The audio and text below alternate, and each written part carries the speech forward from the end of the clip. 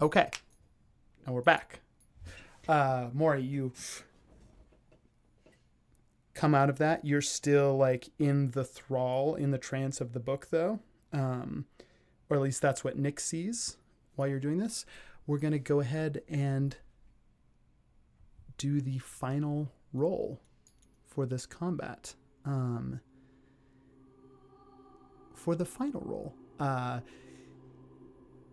Nyx, with 2 wins, you've knocked all the advantages of the Royal Guards down to just a single d20. So they were rolling. I'm going to roll a d20, tell you what number you have to beat. However, 2 people, as capable as you might be, this is a pretty grueling battle against 30 Royal Guards. Somehow, Nyx, up until this point, you've managed not to deplete your resources. Maury, you've lost a third of your hit points and a third of your spell slots. In this final roll, it's just going to be a flat d20.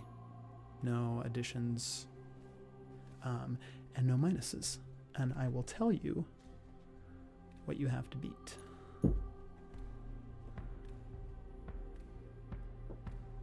It's just a 10. It couldn't be more middle of the road. Your face was terrifying for a good hot second. I was like, that is certainly a nat 20.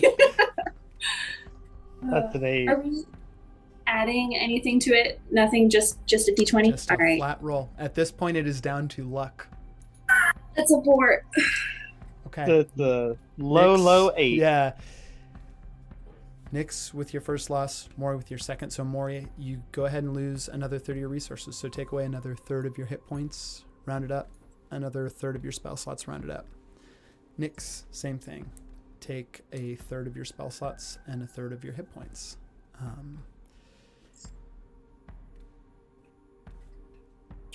In this moment, though, as this battle is finishing up,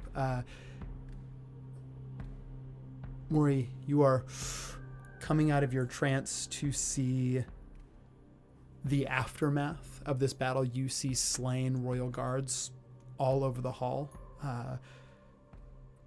Maury, what's your reaction to this?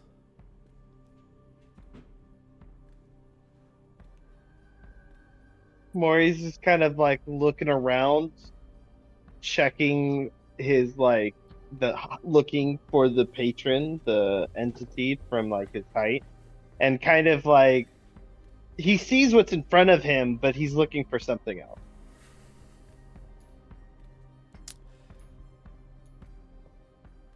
Nyx, you came out of this massive fight fairly unscathed. I mean, thanks in large part to you can see, even like just coming out of this trance, the toll that this battle took. You defended Maury's like tranced out body as best you could. There are some wounds here and there, but Maury looks to be in good shape. You're doing pretty well as you look around and you see that group of 30 guards that the 2 of you took down. In this moment, Maury, as you look over to Nyx, the only other person left standing in this long hall,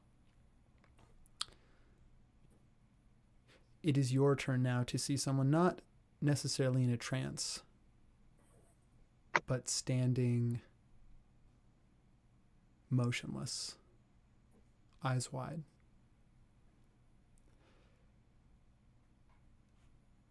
Nyx,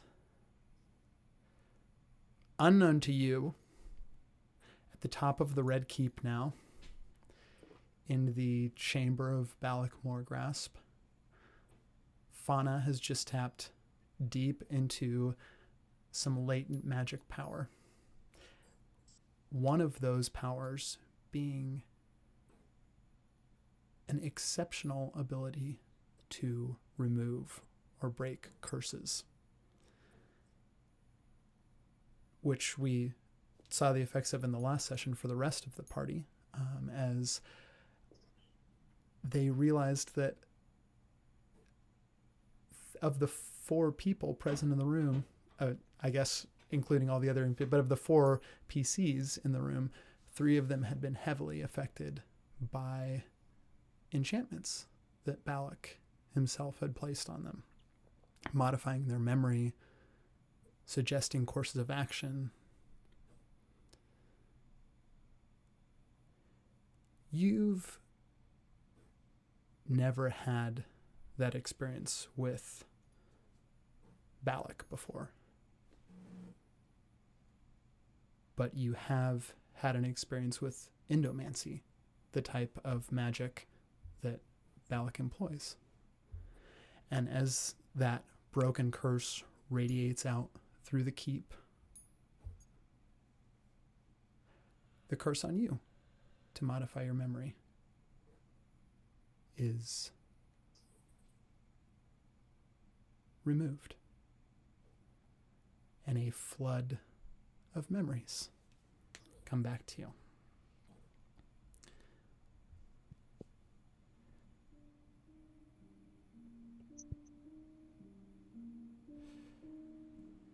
In a small chambered room, large canopy bed, gauze around it, with a balcony that overlooks the ocean, a balcony that you are familiar with, that you know from memory. The moonlit night sky, the waves crashing below. There's a small elven girl. Long dark hair in a braid, warm brown eyes, who sits on her bed playing with a moonstone locket that her father found earlier that day near the castle. And as she sort of looks at it and examines it in the moonlight, she shifts it and it catches a beam coming in through the balcony.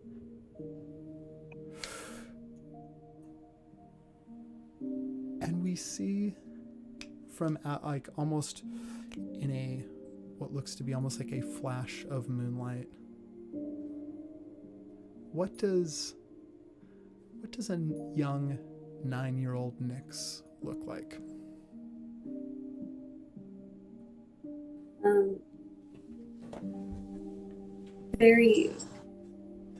A lot smaller than you would think. Nyx is, I mean, you can't see much of their body now, but they are fairly tall and slender, but like pretty muscular. But 9-year-old Nyx definitely hasn't hit like any kind of growth spurt yet. Like they're small, they're tiny, and have golden eyes,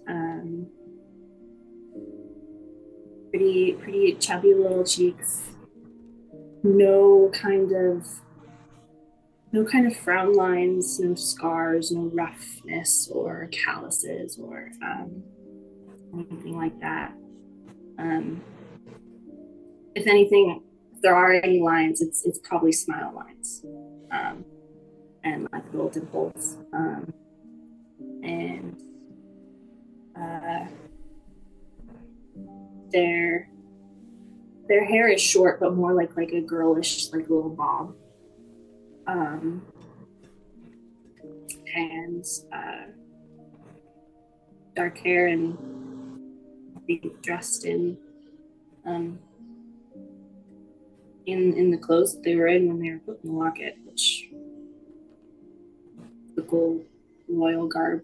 Yeah, kind of dressed for battle, or at least to be taught how to fight. In that moment, you emerge from the gym. You see that little elven girl sitting on the bed, and she kind of gasps, "Oh my gosh! Have we won? Is it over?" Won. I don't know. Are you this? Did you come out of? This is really cool. This is really cool. Are you magic? I mean, yeah. Are you? I mean, well, I mean, I have a trick that I do. I'm not supposed to do it. My mom and dad say I'm not allowed to do it, but I do have a pretty good trick. I can't do anything as cool as coming out of a jewel, though, like you just did. But what's your name? Where am I? Do I recognize the room as? Yeah, give me. You don't need to do a check for this. You look around. You are in. It is changed. The decor is different. You don't know how much time has passed, but you know the view from this balcony. This is your old room.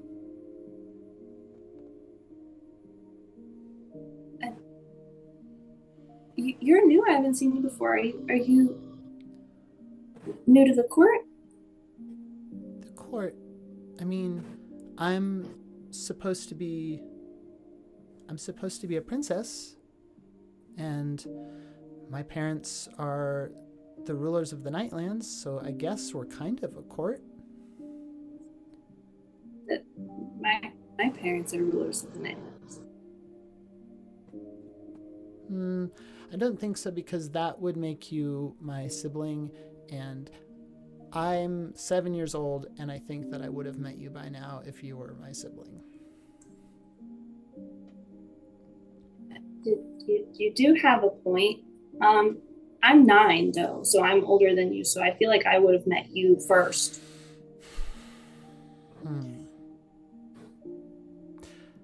Well, I'm Nyx, by the way. Hi, Nyx. I'm Etheria. That's a pretty name. Thanks. Yeah, I like it. Listen, you came out of the jewel. I don't know. My mom told me that I'm not supposed to have any more of my imaginary friends because I have a lot, and sometimes they get into mischief, and so if I don't know if you hear my parents coming, just be quiet while you're in here, because I don't want to get in trouble, but I really wanted to be your friend. I want to be your friend too. I'll hide, but do you know where my Atia and Ato are? Where my parents? No, but it's late and I think everyone's in bed, so if we can sneak out, maybe I can help you find them. Are you good at sneaking? I'm really good at sneaking. I'm good at a lot of things, but sneaking is kind of my favorite. I'm really good at sneaking too. Go ahead and give me a stealth check real quick. Do I add my current modifier to it? I think you can. You've always been pretty good at sneaking. Okay. 22. That's great. Etheria, who got a +1 to this roll, got a 12 for a total of 13. But I think the two of you are able to sneak out, and it's in this memory that is returned to you. You spent most of the night searching over the castle, and as you searched, you discovered not only the absence of the waning night, the waxing night, and the absence of your parents. You, I think, realized by the end of the night, you have been locked away in the jewel for some time. You are not sure how long, and as a 9-year-old, it's hard to gauge the passage of time. But even at 9, you know it has been most likely centuries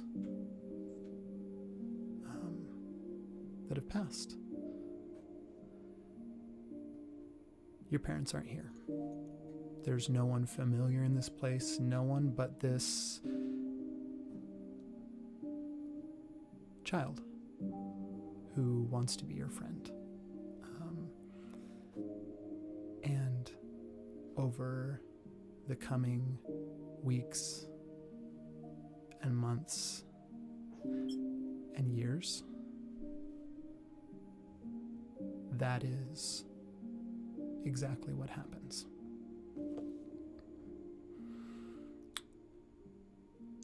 I think we're going to cut real quick to a moment. It's about 10 years later, and you've spent time. You realized pretty quickly that any time that you spent outside of the jewel, if it wasn't in the moonlight, it was painful and exhausting.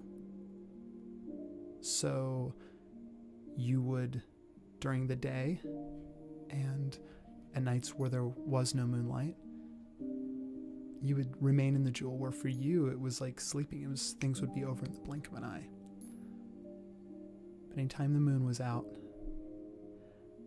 Etheria would release you from the jewel, and you would steal around the castle. Sometimes you would even go so far as to leave the castle to play in the ocean, to wander the countryside as far as you could before night was over, and Etheria would come back, put you back into the jewel, and then sleep until noon. You were caught a few times, maybe over the 10 years more than a few times, but Etheria would always quickly put you back into the jewel so that there were no questions, and she alone would have to take whatever punishment was concocted for behaving in a way that was not befitting a princess of night.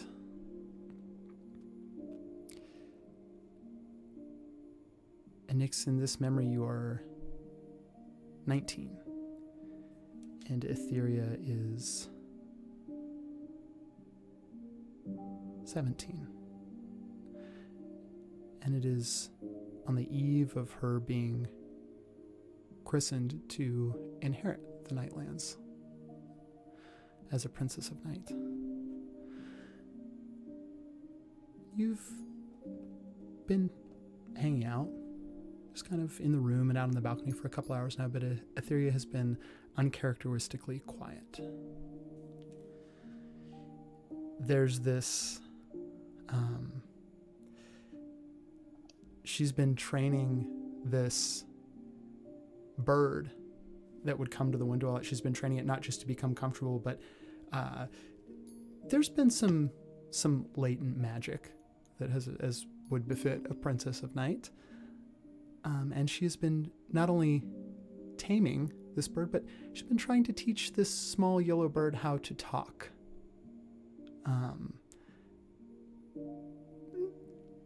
Not with any success yet, but she has certainly tamed it. And so the bird is there just kind of hopping around on the balcony, observing the two of you. And Etheria turns to you.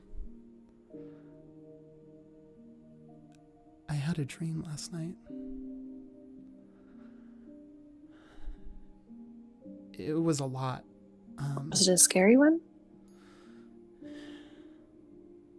Parts. There was...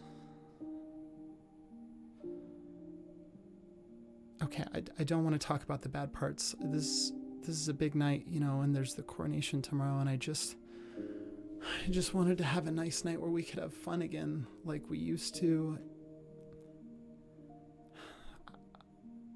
I'm sorry, I can't get over the dream, Nyx.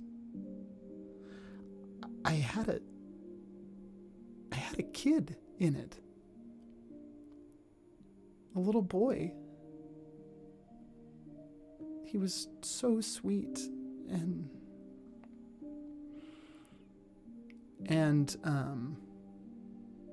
you don't need to make an insight check. You've known Etheria for 10 years now. You can see she pauses. She's wrestling, see, with the worst parts of the dream and trying to reconcile those to some of the better. I think either way it's going to bother you. You might as well talk about it, get it out. Besides, it's not like, I mean, I know things are going to change for you, but it's not like things are going to change for us. I'll still be here whenever you need me. Yeah.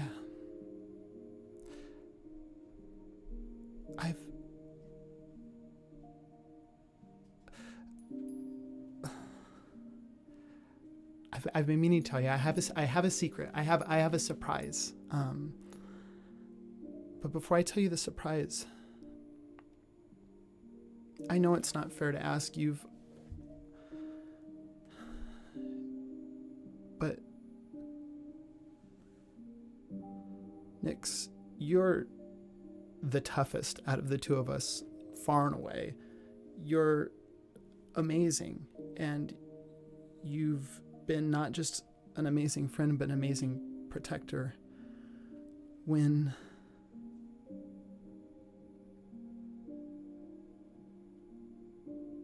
I have this child, do you promise that you'll protect him just as well?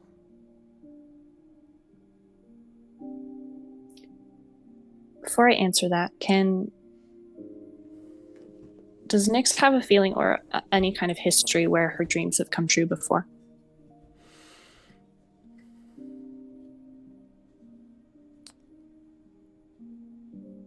Go ahead, and this is going to be a charisma check. And I have a DC set. Okay. I really thought June was going to ask to roll deception on that.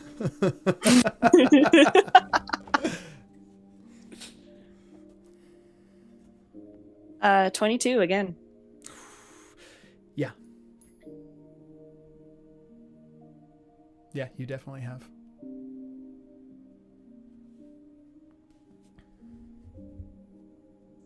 You don't even have to ask anymore.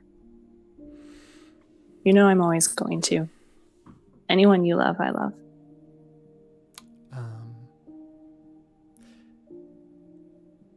Etheria, smiling but with tears in her eyes, wraps her arms around you and holds you close and whispers in your ear, "I'm gonna name him Peren." I knew it.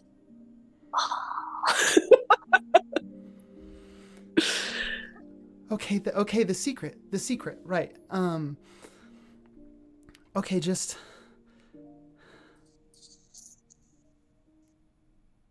come with me. And she holds out her hand. Yeah, Nyx grabs it. Follows along. Okay.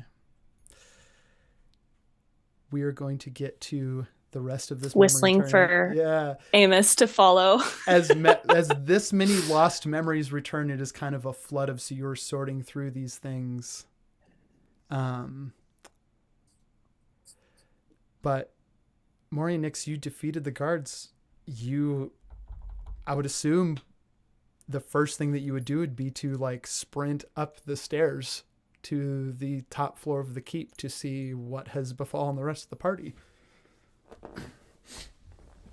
So unless you have anything you want to do before then, the party's back together. Let me check my. Yeah. Well, I should probably wait. I was gonna slam some health into Maury, but Maury, how you looking? Not good. Not good. 28. All right. Oh. 28 out of 38. I'm not great either. I will say this for Nyx and Maury too. If you don't have time to like figure it out while we're doing the session, don't worry about it. But at this point, you are both level 7. Cool. As everyone else, and I know for Atticus, we talked about. I know if it comes up and you would need to use that ability that we talked about, I will tell you exactly what it is. Other than that, it's just all the other level 7 stuff for a fighter. Cool. Keep the damage, but increase the health points or refresh the health points. So yeah, you won't heal all the way, but the hit points that Increase. you're adding to your maximum for the level up, Yeah. you would get those as well. So basically, you would heal for that much also. Because you have an increased capacity to take hits now after taking on 30 Royal Guards. Atticus is proud. Yeah, and I think everyone's got their little overlay. I think at the risk of like stretching out sessions, we're not even we won't bother with character introductions or anything like that. You're all back together at the Red Keep, and I think that we have a few things to settle because when we left and ended the last session, there were a few things. Atticus, you had gotten a nat 20 Arcana check on the teeth. Mm-hmm. So we're going to get to the results of that. On the teeth that Peren is currently, after the return of his memories and realizing what Balik took for them, the teeth that Peren is currently mashing out of Balik's unconscious. And you would assume at this point, because of the mess, dead skull. I'm just picking up any whole teeth I find on the ground. Yeah. But I feel like keep... Peren is smashing this face as we know he's able and want to do, and Atticus is just kind of like walking around picking up shards of bone, looking at. No, this one's not a tooth. That's just an orbital bone. This is a tooth. There we go. There's the tooth. When he's doing that, but when the other two come into the group, he's gonna turn around because he doesn't know and hold his sword out. And Maury and Nyx, you see Atticus with a charred, like his mustache is gone, completely gone. It got charred off. Oh, Easy, friend. It's just you two. It's just you two. Okay. Whew. Maury's like trying to register who's in front of him, and just like there's again like looking for something that's there, but it's not. Just like the same face he had 5 minutes ago before. And Nyx like push his glasses up just like to the top of his forehead so he's not like tripping out. For sure. Maury, is that something that Atticus you'd, like, doesn't need an resist? insight check. He knows what they're looking at right now. and you see like his bottom lip starting to quiver just like a teeny tiny bit. I think Maury and Atticus both have full insight checks as to what's going on in the situation. I know, Maury. I know. It's gone. Maury's lip starts to quiver. What is this? I got shocked. I got shocked by lightning, and it fried my face. Just a couple days more of this, and Nyx is gonna like grab Shadow and throw it out, and it'll like weave into like a little minor illusioned mustache. Couple days, it'll grow back. You'll be fine. I think at this point, Peren has dropped Ornament of Rights, and he is now just punching the remains of this person. He's probably through to just stone at this point, and he's just sobbing, and there's just blood and bone over him. I don't think he can process like the wave of emotions. Yeah. Atticus is just gonna walk up to him and just like lay a hand on his shoulders, not say a thing, just put a hand on his back. Peren probably backhands at you. It's okay. You can work through. Oh, they took Fauna from me, and Peren looks at Fauna and smiles, and again, just blood and bone. Fauna just like walks over to Peren, just hugs him. Just the biggest hug. Peren's probably not a hugger, but she doesn't care. No, I think actually Peren hugs back. Yes. I think that's a Roll hug for back. hugs. That's a hug back moment for Peren. He's probably openly weeping at this point. Yeah, it's a wet hug. It's not just a wet hug because of the tears. It is a Also wet, the blood. visceral Lots hug. of blood. Yeah. Just bits of goo and brains. Fauna, they took The you cat from is me. just- I couldn't remember. They took you from me. I forget. Do I remember You that remember too, or was all that this just too. Peren's No, memory? not only do you remember all your all your time with Peren, that what, three almost 4 years, not only do all those memories return, so do the memories of your twin. We lost Nyx Flora. as well as the overlay. Yep, Uh-oh. you're right. That's okay. As soon as they come back in, everything will bump back. It'll be fine. It'll all be fine. Everybody's a Canadian from South Park now. Yeah, it is. Oh my god. Yeah. I Mix, think where you at? Fauna's like really overwhelmed. Like has enough to hug, but I don't know if she even really can articulate. I feel like it's like an eye conversation that's happening between her and Peren. Yeah, for sure. They're working through some stuff right now, apparently. How's your time in the castle been? Looks at Nyx and Maury. Sorry, 1 second. I got dropped out. It's okay. Okay, I'm back. Hi.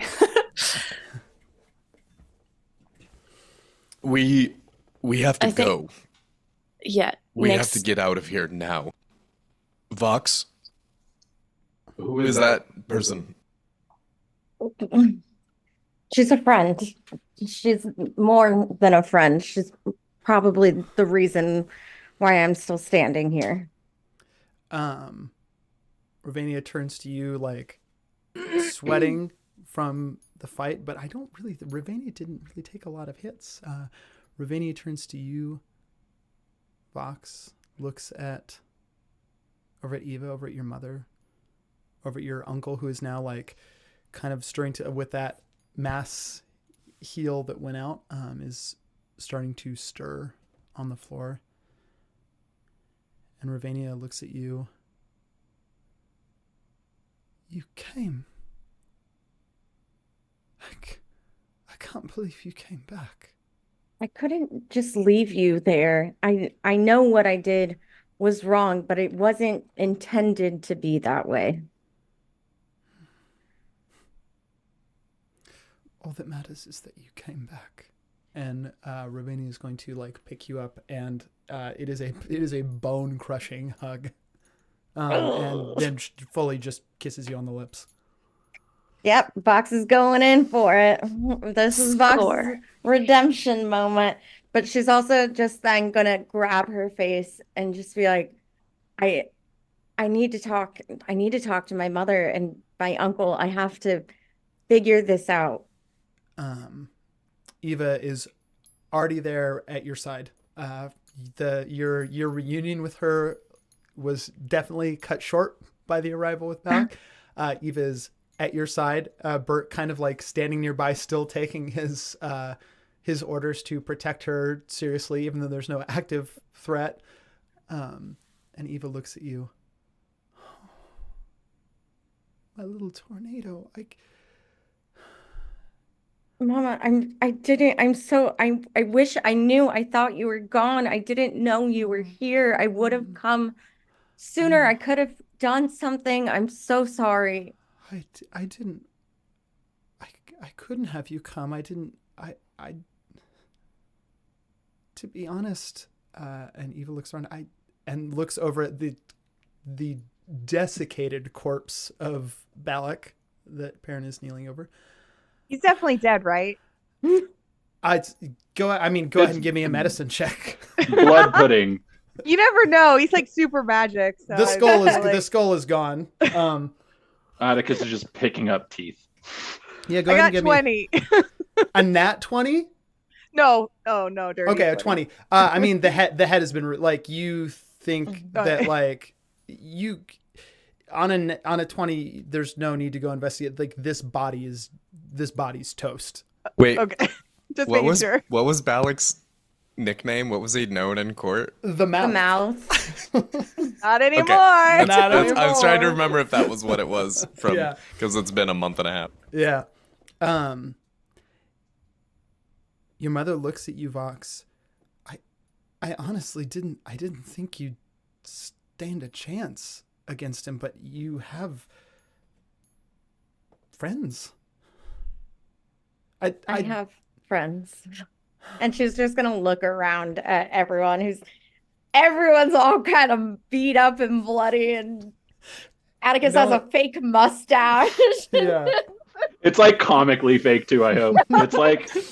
It's like the glasses with the nose and the mustache. No, on it. I feel like it literally just looks like a Sharpie smudge across reality. Like it's just a shadow Sharpie mark. Yeah.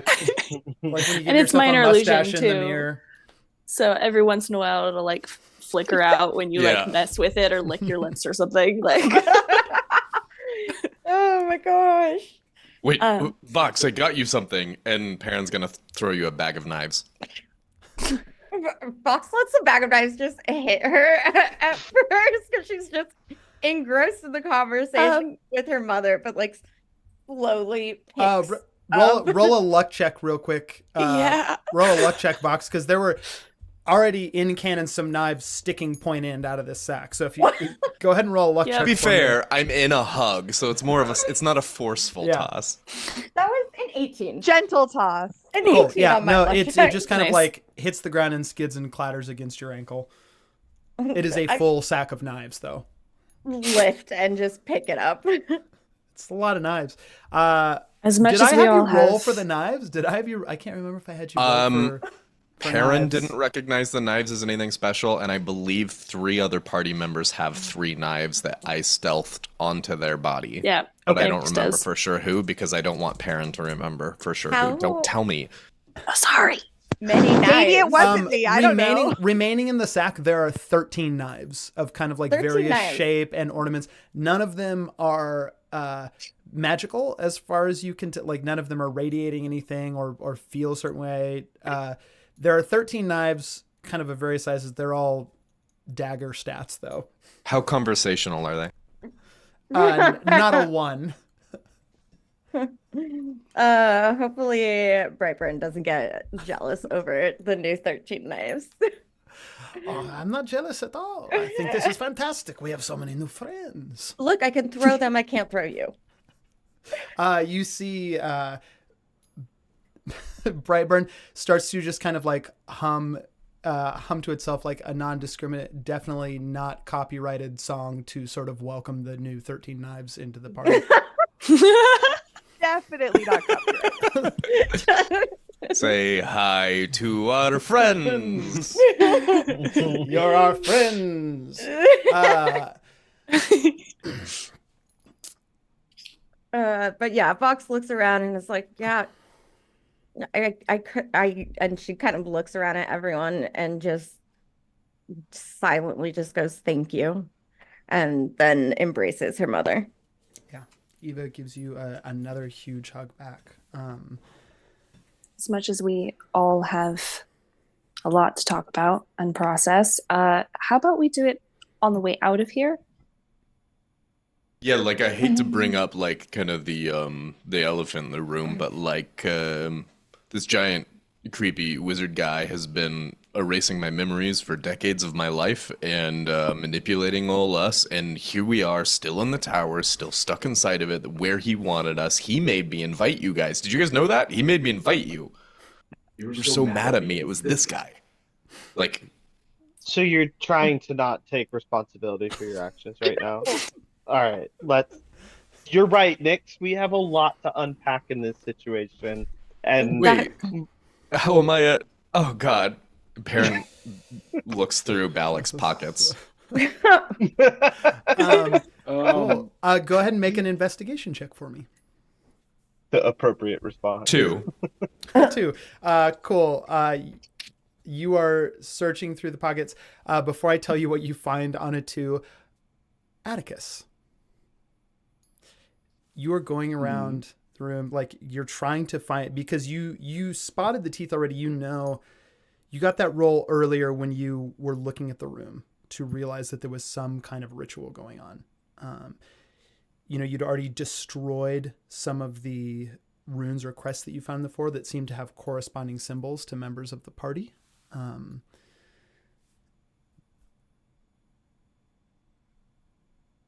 And with a very wise decision, you chose to like examine the source of what you think. I think you're about to learn a lot of things. I will tell you that the first thing that you realize is that this is Balik was using a type of magic. I think Fauna may have realized this, but it would have been a thing during combat that Fauna realized. But Balik was using a type of magic that has not been seen in the world for some time, called endomancy. It's basically like a sub-school of enchantment magic, but it is based around suggestion, control, and manipulation to basically like exert one's will over someone else. I think you immediately recognize that that's what this type of magic is.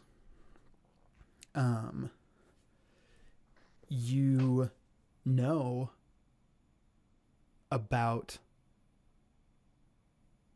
the speakers. You know about the creation of endomancy.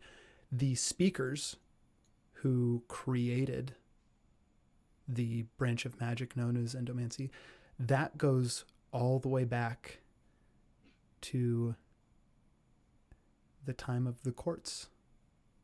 Well before you were born, well before anyone from your family was even around. This goes back several millennia.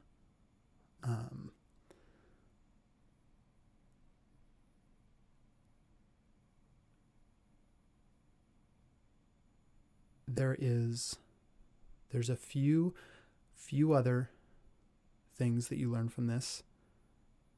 I'm going to tell you one more of them right now. But before I do, I'm going to have everyone but Atticus, in a new thing that we've never done before in sessions, I'm going to have everyone remove your headphones real quick so that you can't hear what I'm about to say, and then I will give you a double thumbs up when you can put them back on. Wow. Take them But off. Take Are we them allowed off. to talk? Can we talk with our headphones off? Is that Boo. something? Boo. Okay. Mute yourself. Atticus with a nat 20 on the arc. Maybe honestly for like one of a pretty clutch time to roll a nat 20 for Atticus, alongside some good critical hits you've had. You should just take a moment of appreciation for the nat 20. You're looking. Thank you, Dice Gods. Thank you, Dice Gods. You're looking at the teeth. And carved into these teeth are runes.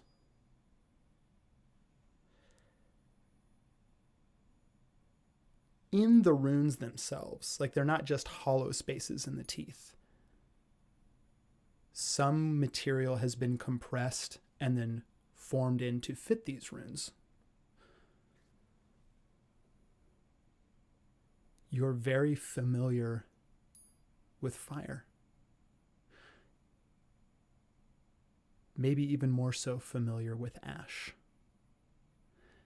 And I think beyond the knowledge of what you can directly observe with your eyes, Atticus, as you hold a handful of these teeth and you look into the runes, you hear whispers. You feel the magic emanating from these teeth. And you know the origin of the ash.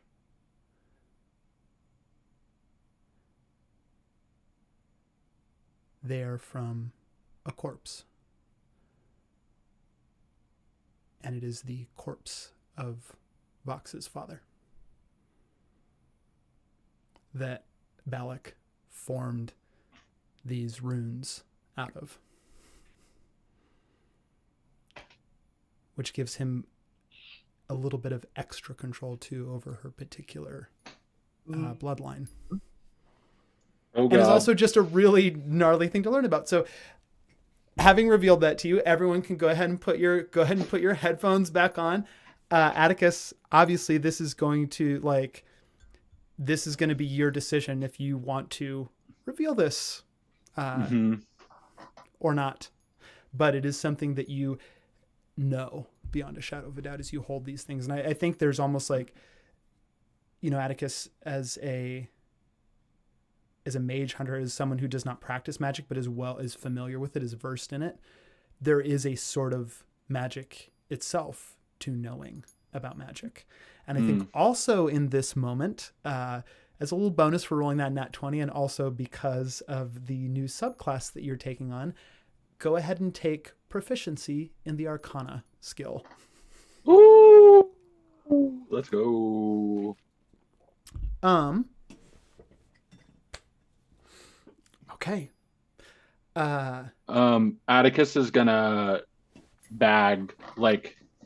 take a small pouch and just try and get whatever he can of that material into it.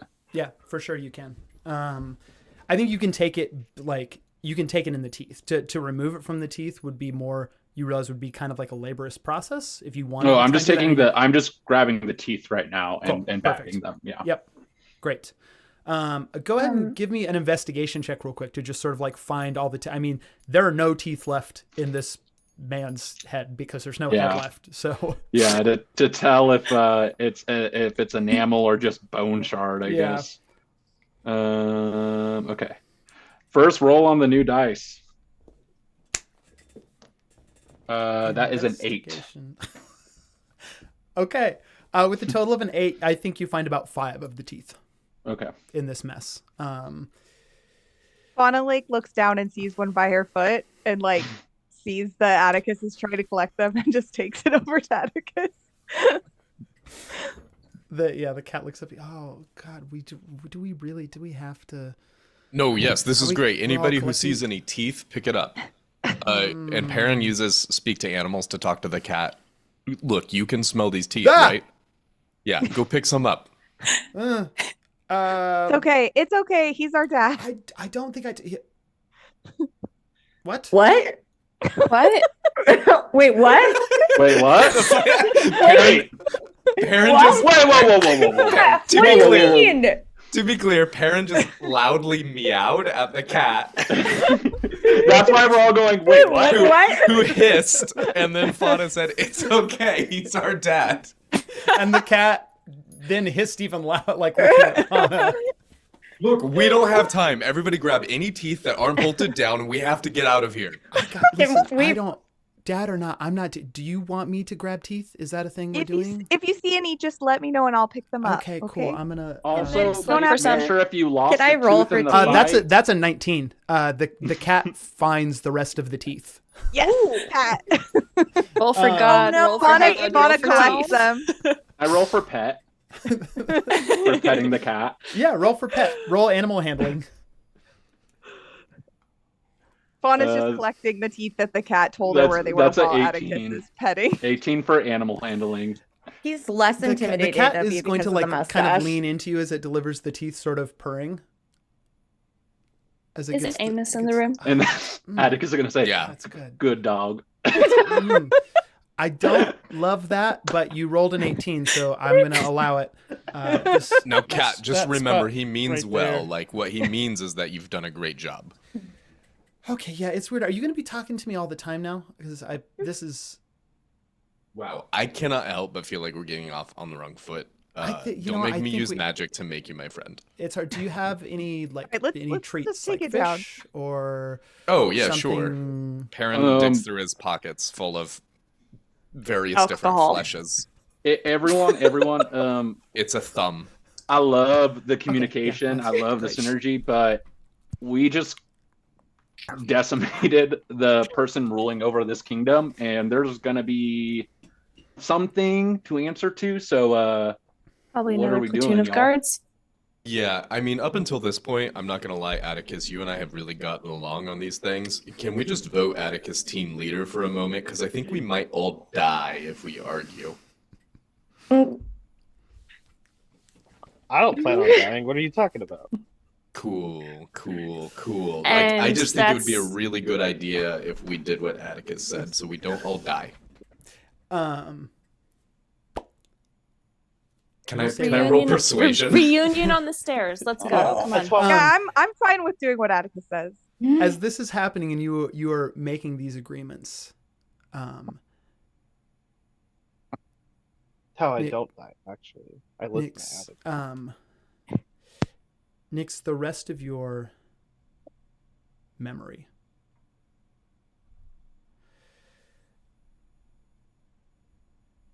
Etheria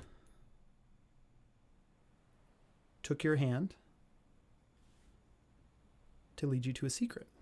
And I think as you follow her out of the room, you begin to descend the castle, actually down into the lower levels, below ground. A place where even on your adventures together in childhood and in teenagers, you didn't go down here a lot. It's kind of old, not well kept up. As Etheria is taking you down these stairs, she looks back at you. Listen, I know we don't talk about your enchantment a lot or being stuck in the jewel or the moonlight thing, and I don't like to bring it up because I know it's a lot, and I just, when we're together, I want to help you not have to think about that. And I maybe I should have asked first, but I wanted it to be a secret, and I didn't want to get your hopes up, but I've been talking to the speakers. And Nyx, you would know these speakers are the spellcasters, the wizards that are advisors to Etheria's parents, to the current king and queen of the Nightlands. I've been talking to the speakers. You told them about me?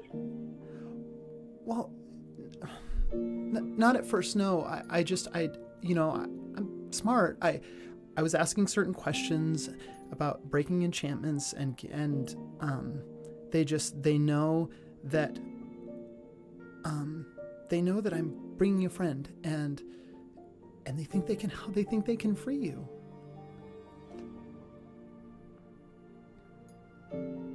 I think Nyx is purposefully blocked out thinking about or any kind of chance of freedom after probably the first year or so, if only to save themselves from becoming bitter and resentful and hateful towards Etheria, almost as like an unintentional I don't know, just holding them prisoner, whether they want to or not. And I think they just haven't even considered it once.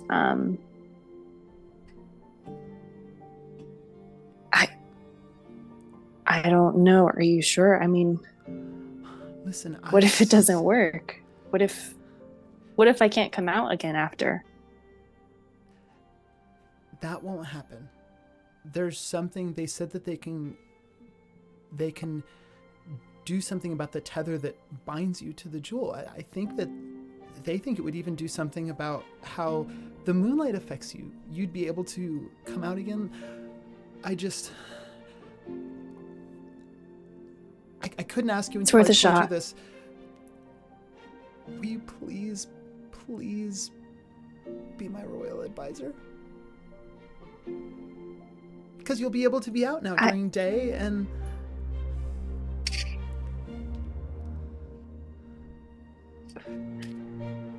I'm one thing at a time, Etheria. We can't get ahead of ourselves. Yes, of course, but we need to one thing at a time. I'm sorry. And Nyx is just like, she's smiling. Yeah. She doesn't smile very often, but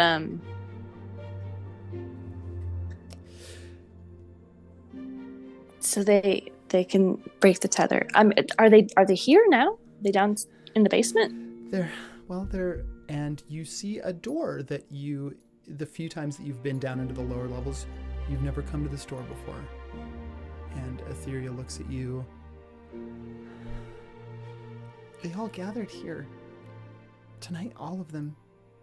It's my coronation present.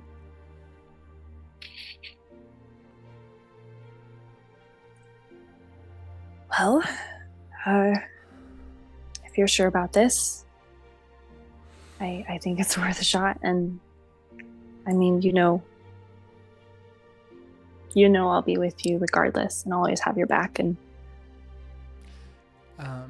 Etheria come leans on, in it's your and- day too. Yeah. Let's go. Etheria leans in. You're taller than her. Even with just the 2-year difference, like, you are always going to be taller than Etheria. She leans in and just puts her head right there. Okay. Yeah. Let's do it. Nyx pulls her in, and like, kind of the resting the chin and almost like kissing the top of her head, before pulling away. And this time she grabs her hand and is leading towards the door that they've never gone into. You open the door.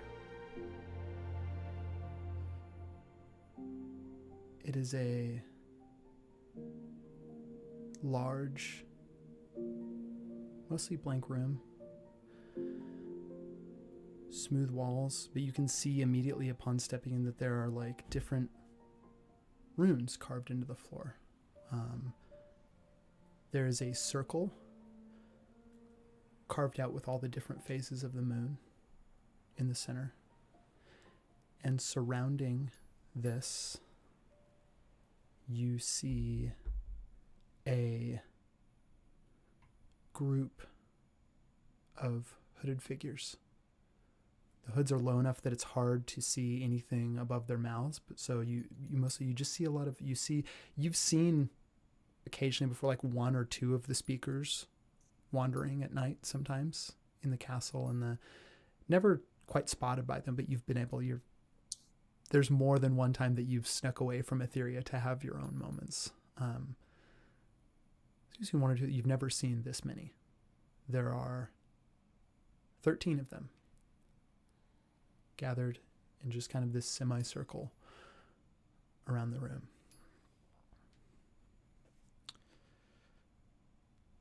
I think Nyx tenses up a little bit,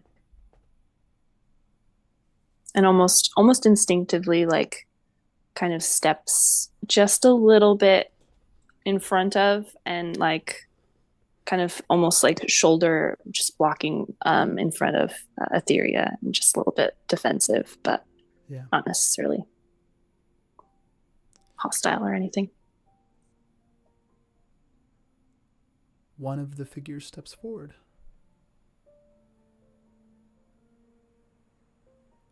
Welcome, Etheria Meliamne, inheritor to the Nightlands. We see that you have brought your friend.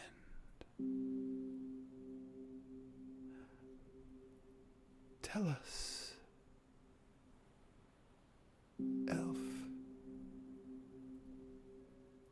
do you wish to be free?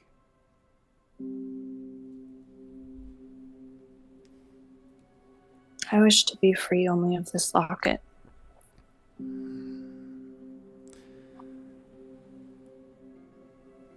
Captivity is a heavy burden on any, and you have weathered it for so long. We can free you of this. We can free you of the burden of time spent waiting, not existing, trapped.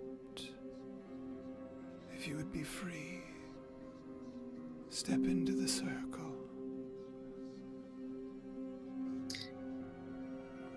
Before I do that,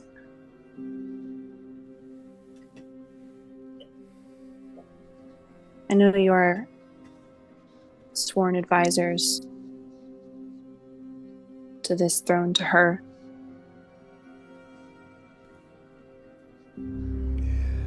This will certainly cost your power, will it not? Take a toll on you all?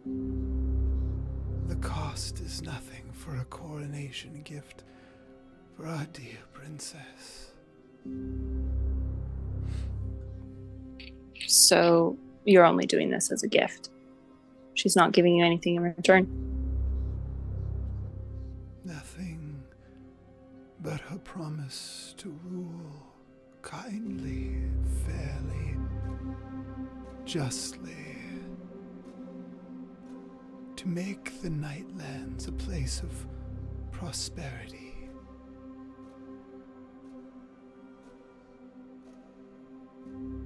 I think Nyx is going to look back towards Etheria and just ask quietly, like, sure you trust them?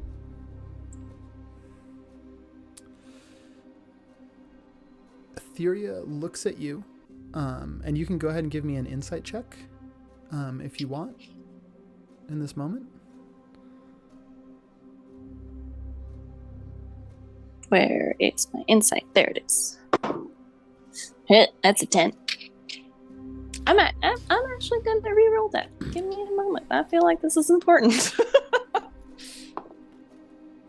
Exact same roll. All right. On a 10, you look, and Etheria looks at you, smiling. This is it.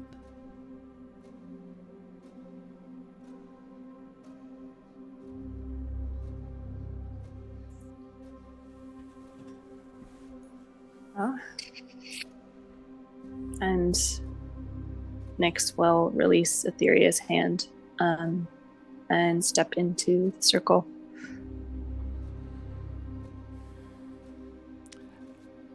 Give me a wisdom saving throw.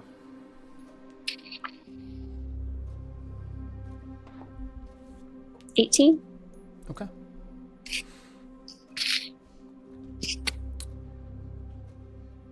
You feel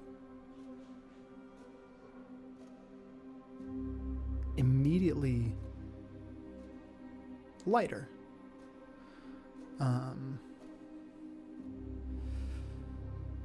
Usually when you're not directly in the moonlight, there's kind of like the longer that you go, so indoors, away from moonlight, down in these lower levels, the longer that you go, the more painful it becomes, the more exhausted you get.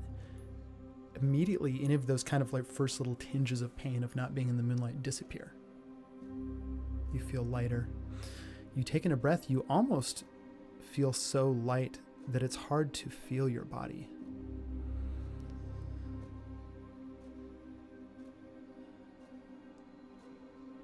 And then you realize you can breathe, but you kind of go to like shift your weight.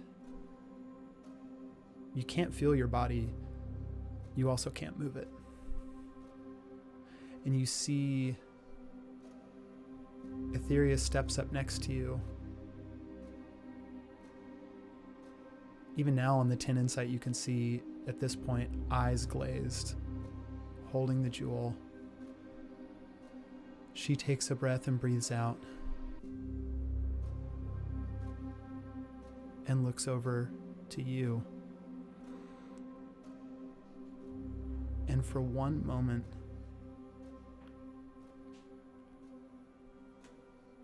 you see her eyes go clear for a moment. And she looks at you, and there's just this moment, not panic, but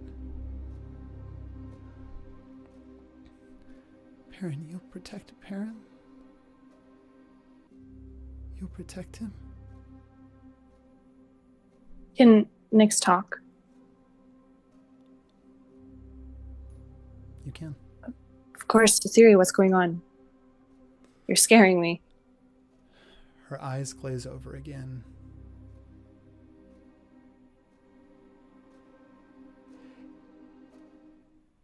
And it hits you.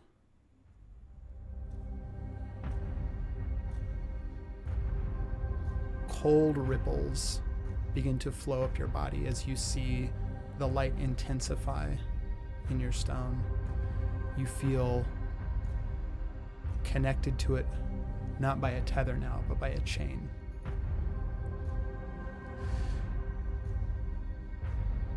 And memory begins to slip from you. You lose your memories of your fathers. The waxing night. all her training begins to disappear. And as you look over to Etheria in this moment,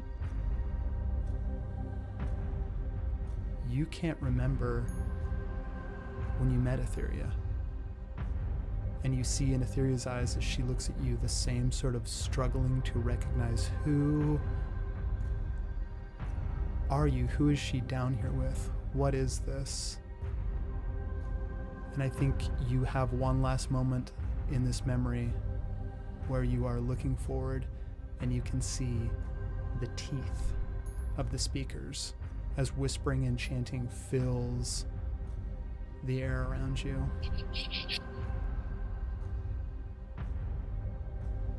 And you see runes carved into all of the teeth.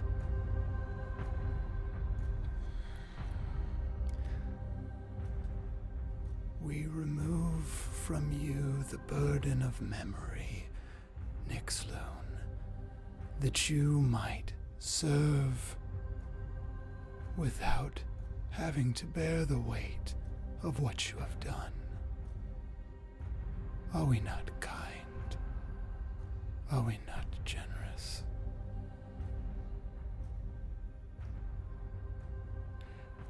As soon as she starts feeling like just these tendrils of memory just like slip out of her grasp, I think she starts shouting and trying to like physically move and break out of whatever is holding her, but can't until it's gone and she's just empty and doesn't even know what she's confused about anymore. Yeah.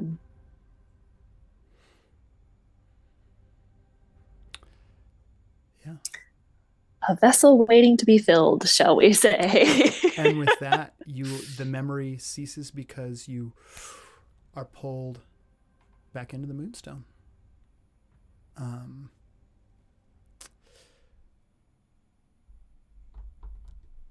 Before we do anything else in this session, does everyone need to take 10 minutes? Do we want to do our 10-minute restroom break now, or is everyone good? I need like a 15-minute recap where we...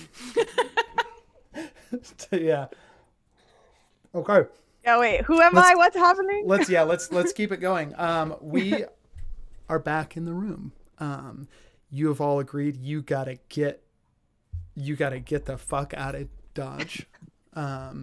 You've temporarily elected Atticus team leader and decision maker to help expedite this process. It's me. Where are we?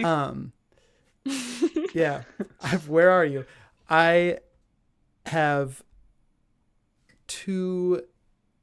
I have a question that I need, because I think that I'm right on this, but I want to make sure. Peren, when you were before you met with Nyx at the Black, Peren had a moment where Peren went off on his own into a room, right? Before we in met? the Black Mountain. I think when you you went to go meet Nyx in the dagger room, but before then you were on your own in a room, correct? Yes. Cool. That's what I thought. And we determined what you did in that room and what you took already, because I sent you a message about it. I definitely remember that.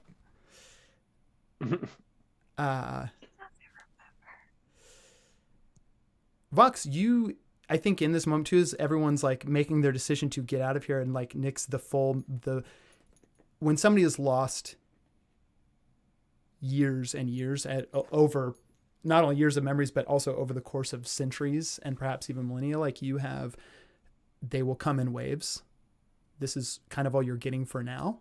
I think that there will be a potential in the future to like have certain, not even years and years worth of memory, just memory in general, or any kind of traumatic event. It'll a little bit and a little bit and a little bit, sometimes never at all.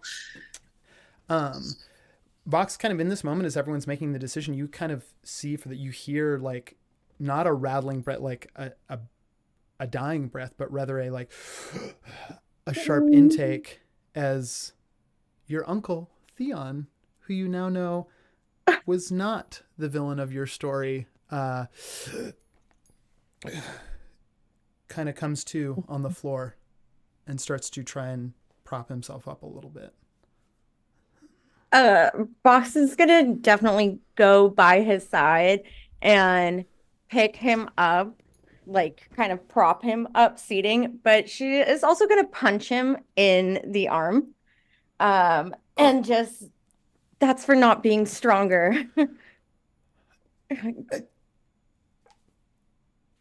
Listen, I know I taught you to fight. That was a good. You can't blame me for not. It doesn't matter how strong you are when you've got a sharp point that you can put anywhere you want. I've got a bag of about 13 sharp points right now, and we all need to get up and get out of here, including you. Peren finger guns covered in blood.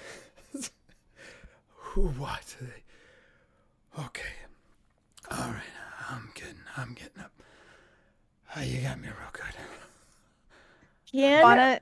Fauna. Oh, go ahead. Oh, Kim. I was just gonna ask, are there any sounds coming from the stairs right now? Or is it looking Make a perception check for me.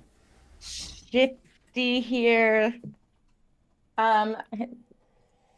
Fox does not perceive. Um, I know. yeah, I mean, you don't hear anything. go. You do know that like the squad of royal guard that were combing the castle looking for are now all dead, or at least Oh, unconscious, at the foot of the stairs. Would you say, Atticus is gonna belly not like get her close to Peren, and he's gonna say, You're also close to Fauna because Peren keeps returning to hug Fauna. "Hey, can your bird go fly and send a message for me real quick?" Oh yeah, I mean, you wanna? What do you need? What do you? Can you tell? Can you go to? He's like free. He's like trying to. He's like, I've never been a leader. All his thoughts were in can you his go to- mustache. yeah. He's preoccupied with his charred mustache and his fake. We not stand real- It doesn't feel like he's King. talking like this, like going Yeah. to like what's gone. He's just, Does he- It's like Yeah. disappearing. Does he have a tell- negative charisma at this point? That's just actually how he usually talks. The mustache was usually covering it. Hi, I'm Atticus. Can you fly to the Fellhammer Forge and grab Persian for me and tell him to meet us at the Orisander estate? Good, Yeah. Amos. I can do that. Okay, go. Fauna's that's gonna away. like slowly extricate herself from Peren just for a second. the to wet hug. hand, yeah, to hand a healing potion to Vox's uncle to help him get back on his feet so that he can move more quickly with us to whatever we're doing. This is gonna fix it's gonna fix everything you did. So Peren, You're welcome. Peren is gonna take that moment and grab what is Balik? What is the corpse formerly known as Balik wearing? just The simple, corpse kind of must not like be named. like almost like this long, kind of. Honestly, the clothing is not that royal for a regent. It's just sort of a simple, kind of cream colored, high collared jacket. what a humble And man. a simple shirt underneath, trousers. Maybe we made a mistake killing him. Peren throws that coat on, and he looks at Atticus and he says, "Look, I have an idea. You tell me if this is gonna work." And he kind of combs his hair back and pushes the blood out of the way, and just like that wonderful way that elven magic works. This blood and dried viscera is just kind of like, as he rubs it into his face, all of a sudden he looks like Balik, as I use disguise self. Perfect. Atticus is gonna look at him and be like, I mean, I knew him for like 3 seconds, and then you I guess, yeah, sure. I'm a This is big how the bad- tour ends. This is how the Yeah. tour ends. I get I it. control I get it. everybody This is, with magic. Like this is how the it's no tour big ends. deal. Yeah. Mm-hmm. Yes, Almost 'cause- awkwardly, and kind of in the same like just appearing in people's shadow that Nyx does. they'll come up behind Peren and just like lay a light hand on his shoulder. Fuck. And sorry, are you okay? Oh yeah, no, I'm great. I'm just gonna I'm gonna get us out of here. Super. Drink for super 3 years easy. after, The what? and drink for 3 years after. I mean, 3 years is kind of lowball in it, I think. And then I'd like to stoop and properly loot Balik's corpse if I can. Roll an investigation check for me. Dice, So are you- dice permitting. Are you still bloody under that magic? Are you like just Oh, it's dripping sweat? I'm blood everywhere. He's just like he's rubbed it in a way where right now in this light, if you're not looking at it, it just looks like he's wearing like red highlights. But I just look like Balik, slightly redder. 14. Than Slightly Okay. redder than usual. I'm also gonna give guidance Sunburned to Peren Balik. when I touched him. Cool. Any freckles you have, it's actually more of like a crimson dried blood. On a 14, you. Peren, you have guidance. On a 14.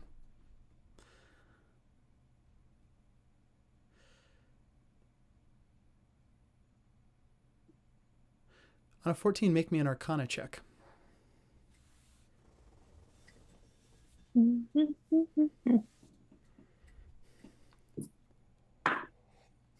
Eh.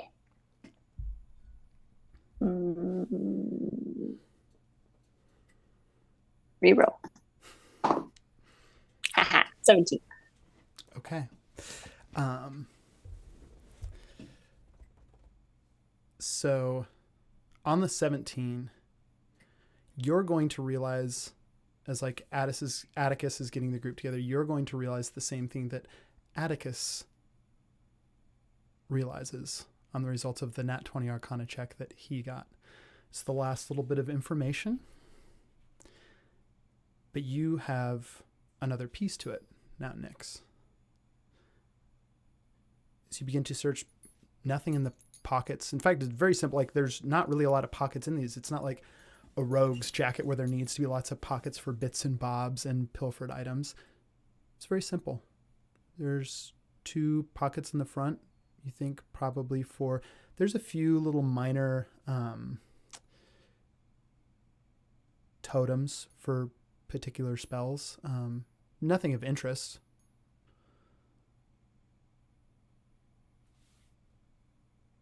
But as you're sort of patting down, the collar pulls back a little bit on the undershirt. And you see carved into Balik's flesh, there are also runes. And these runes, on that investigation check and the Arcana check, there are runes on his body that match some of the runes on the floor.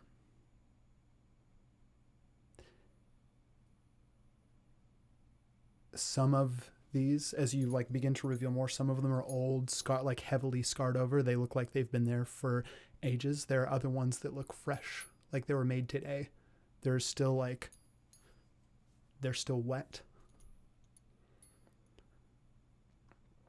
And you realize what Atticus also realizes on the results of the Nat 20 is that you were in a room where a ritual was meant to take place.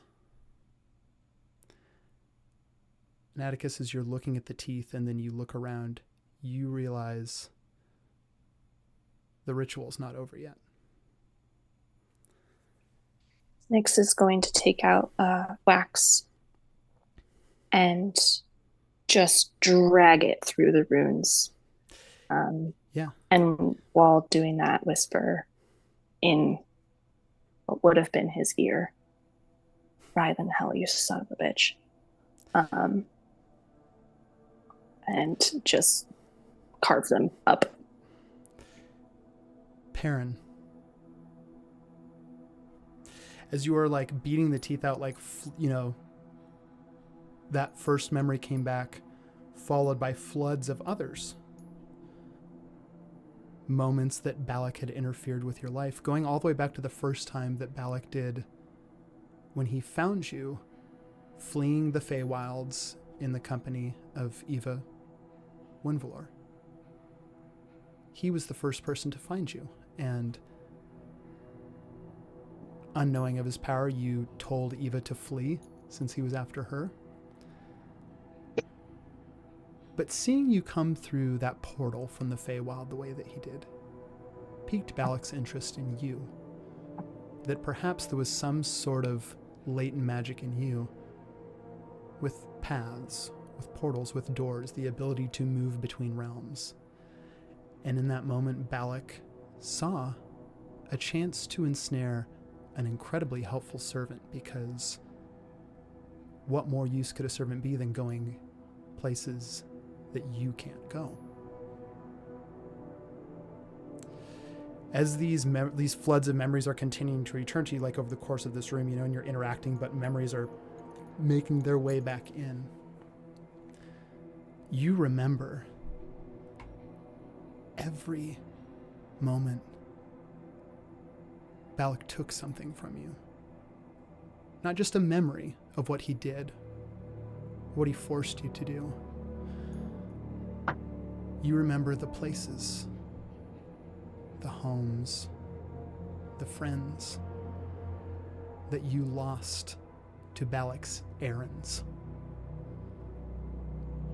Every home you've ever lost, everything that Peren has ever, you realize that those holes in your life, those feelings of that you couldn't control, bad things just happened around you, they were due to Balik's interference. Because when you wouldn't comply, things would happen to the people and the places around you that were important, until he forced compliance.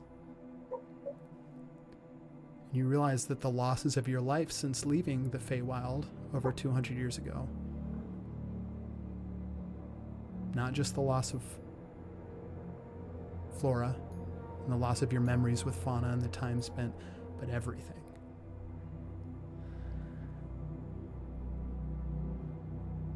And other memories come back too, in particular, a recent one. When before entering the Dreadspire, Balik asked you, after your departure from the Dreadspire, asked if you would procure a particular item from him from the Black Mountain. A set of old teeth with runes, which you brought to this place in your pocket.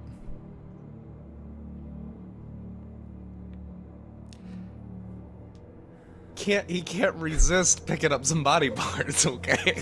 That's I think that you realize that in this moment, nobody can blame me.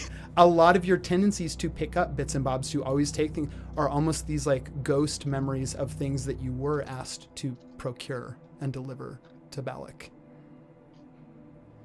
This particular set of teeth was of great importance.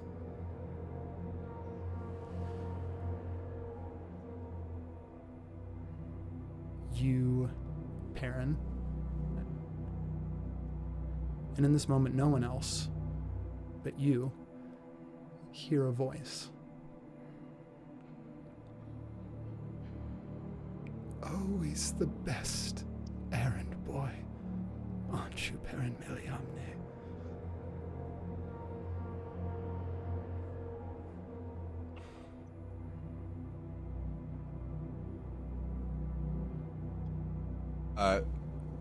Do I recognize this voice? It's Balik.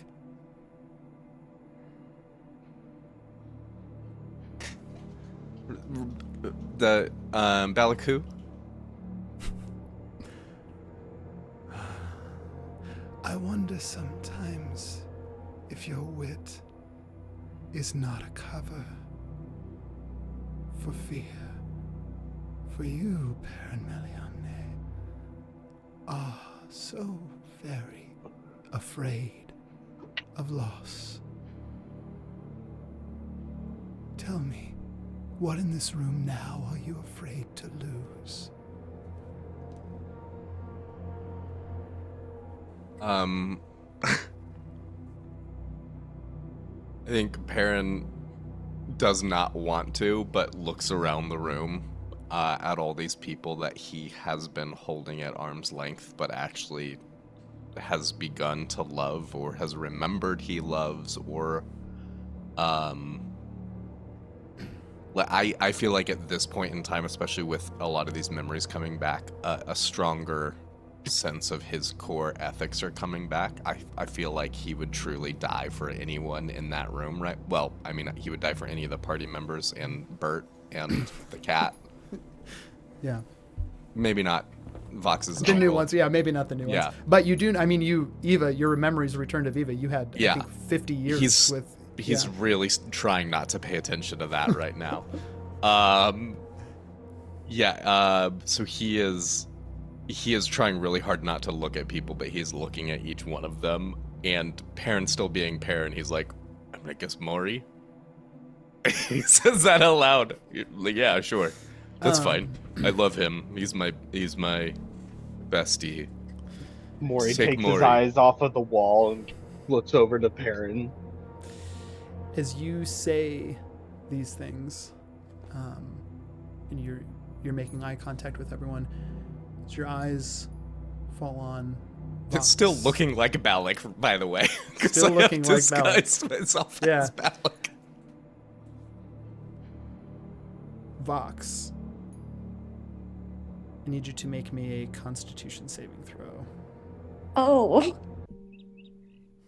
Okay. That's a 14? Okay.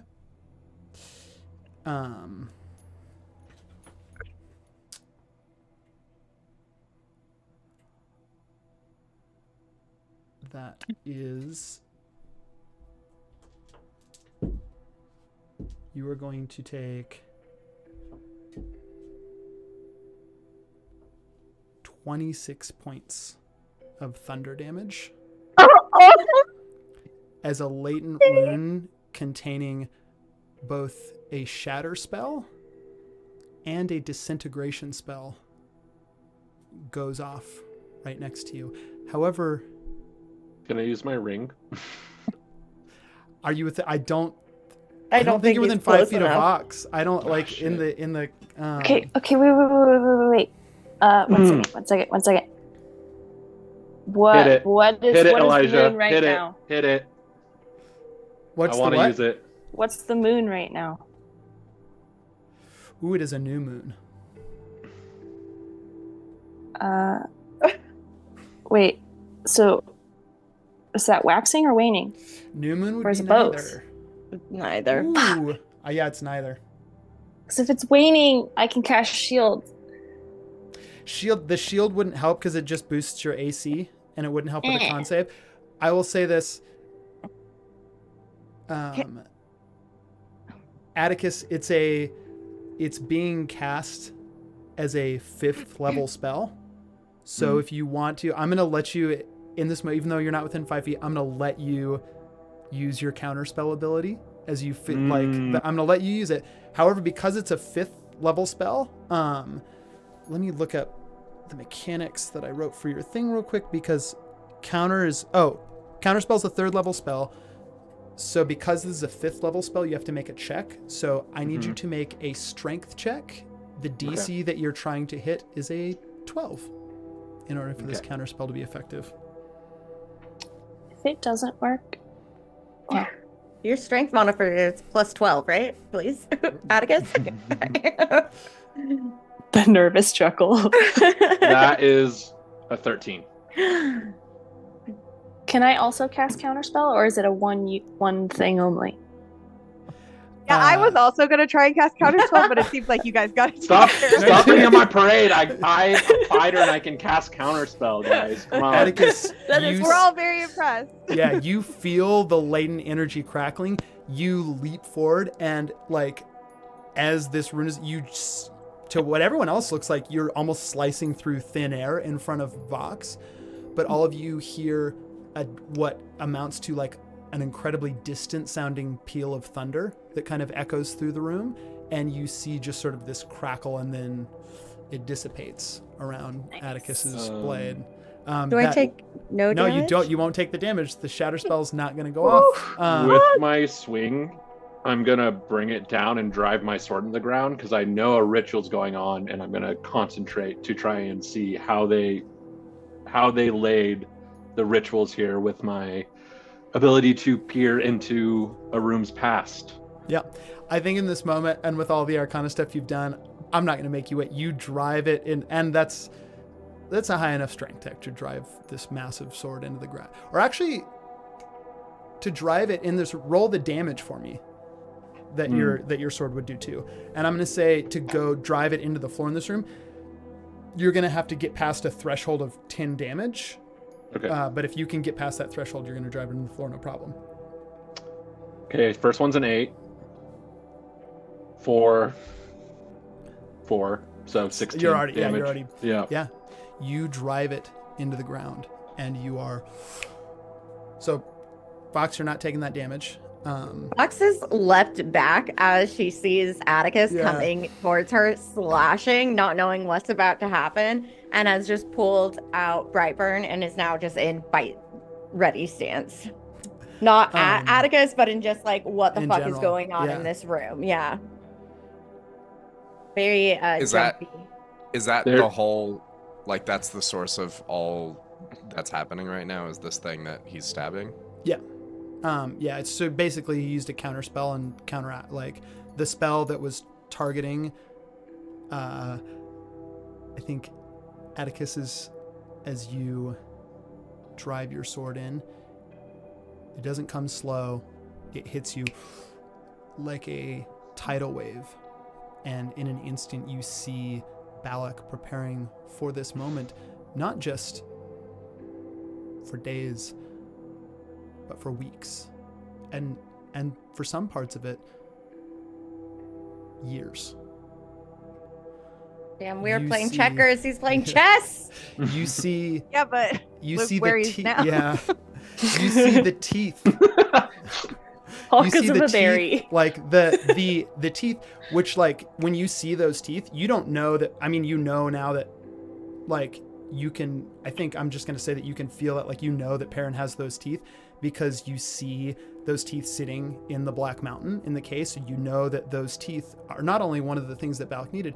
You know that they are the teeth of the original speakers, the ones that Nyx enchanted you. One tooth from every speaker, so a total of 13 teeth. You know that he needed the teeth.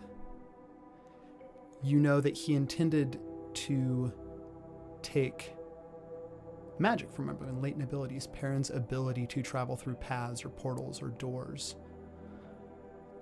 He needed Vox's blood, along with Eva's, to be able to gain access to the inheritance that was left for the Moorgrasp family. I'm reiterating all of this, by the way. It's like I'm speaking it out while it's happening. I think you should just fall back, like, just like almost like eyes wide. It's Saruman, like shouting, like, yeah. They needed blood. You know, in the instant that shatter and disintegration spell, it was a combined powerful spell. Its main target was not Vox.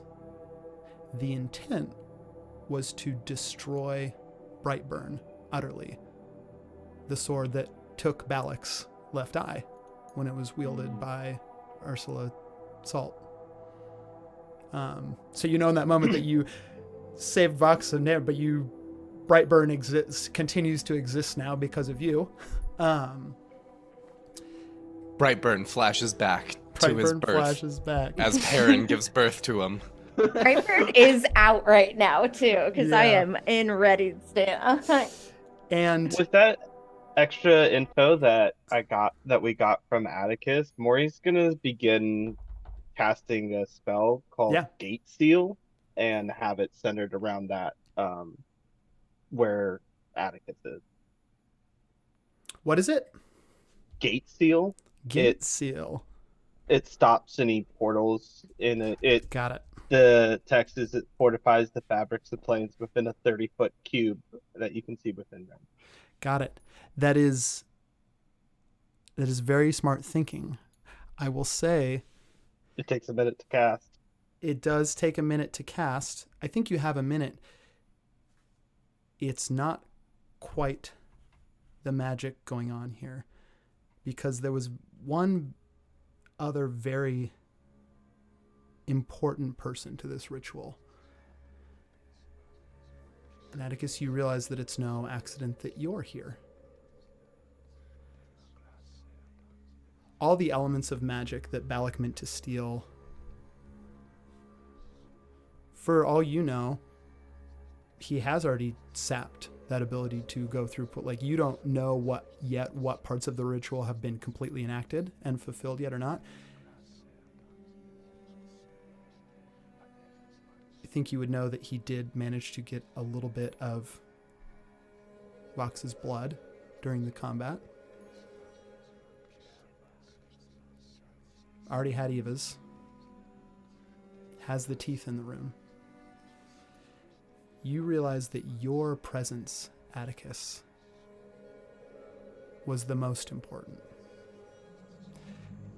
Because Balik, number one, guessed that he might not make it out of this situation. He's not quite as powerful as he wants to be yet. But there is also a power in using sacrifice, especially self-sacrifice, to fuel magic. So Balik expected to die.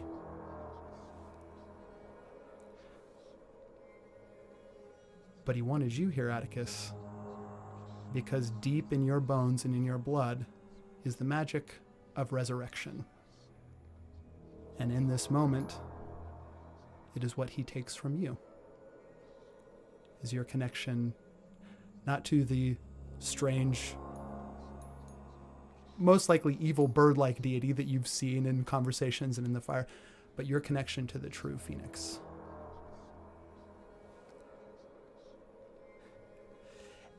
And I guess without a head, it doesn't look great. But that corpse is so going to he's start to shamble back up. So life. he No. successfully stole all of these things already? You were in the room. That's all I needed. We might have He got fucked that up. damn This is mustache his- hair. this is his He lair. got that damn mustache hair that had my DNA in it. And I will say in this moment, as like that corpse rises back up, I'm not going to make everyone roll initiative yet. As the corpse gets back up, I think all of you now, not just you, Peren, here, the air begins to fill with whispers. Atticus, you come out of your trance, your moment with the sword, having seen what took place here. We're too late. And I think all of you hear now the voice echo in the room.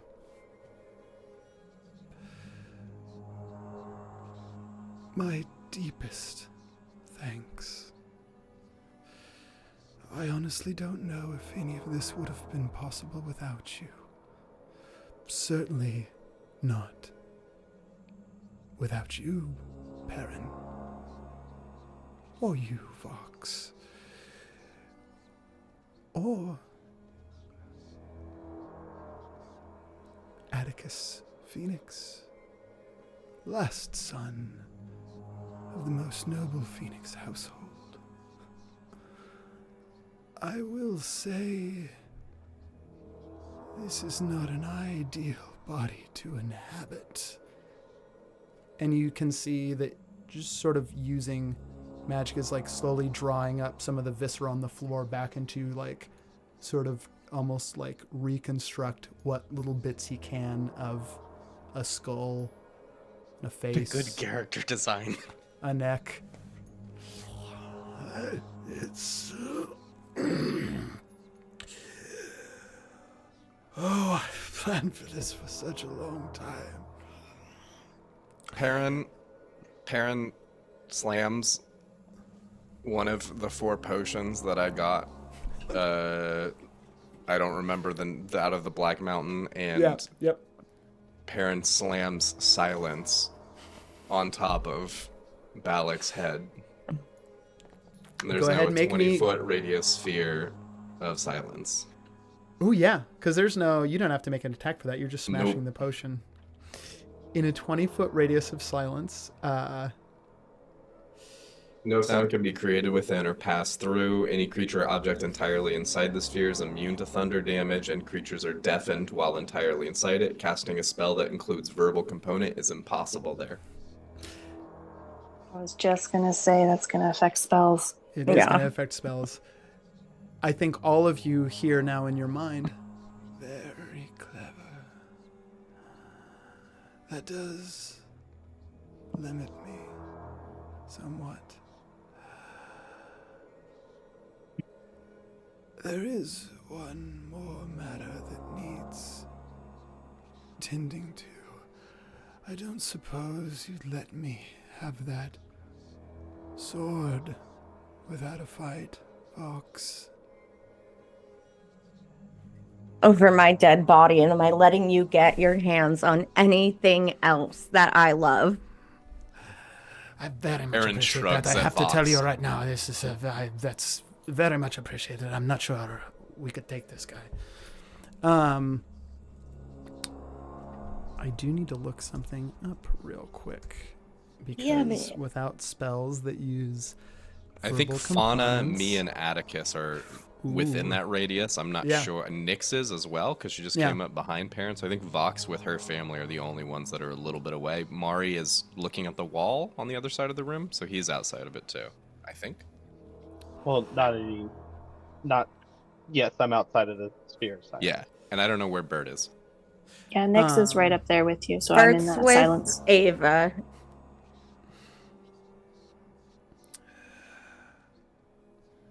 Well, that does limit things somewhat.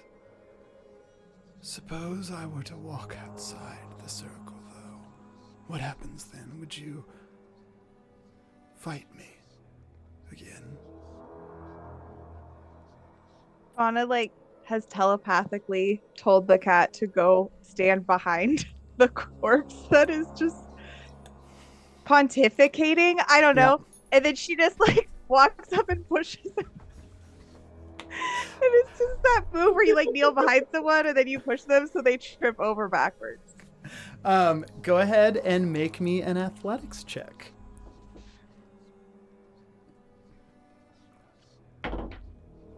Oh god.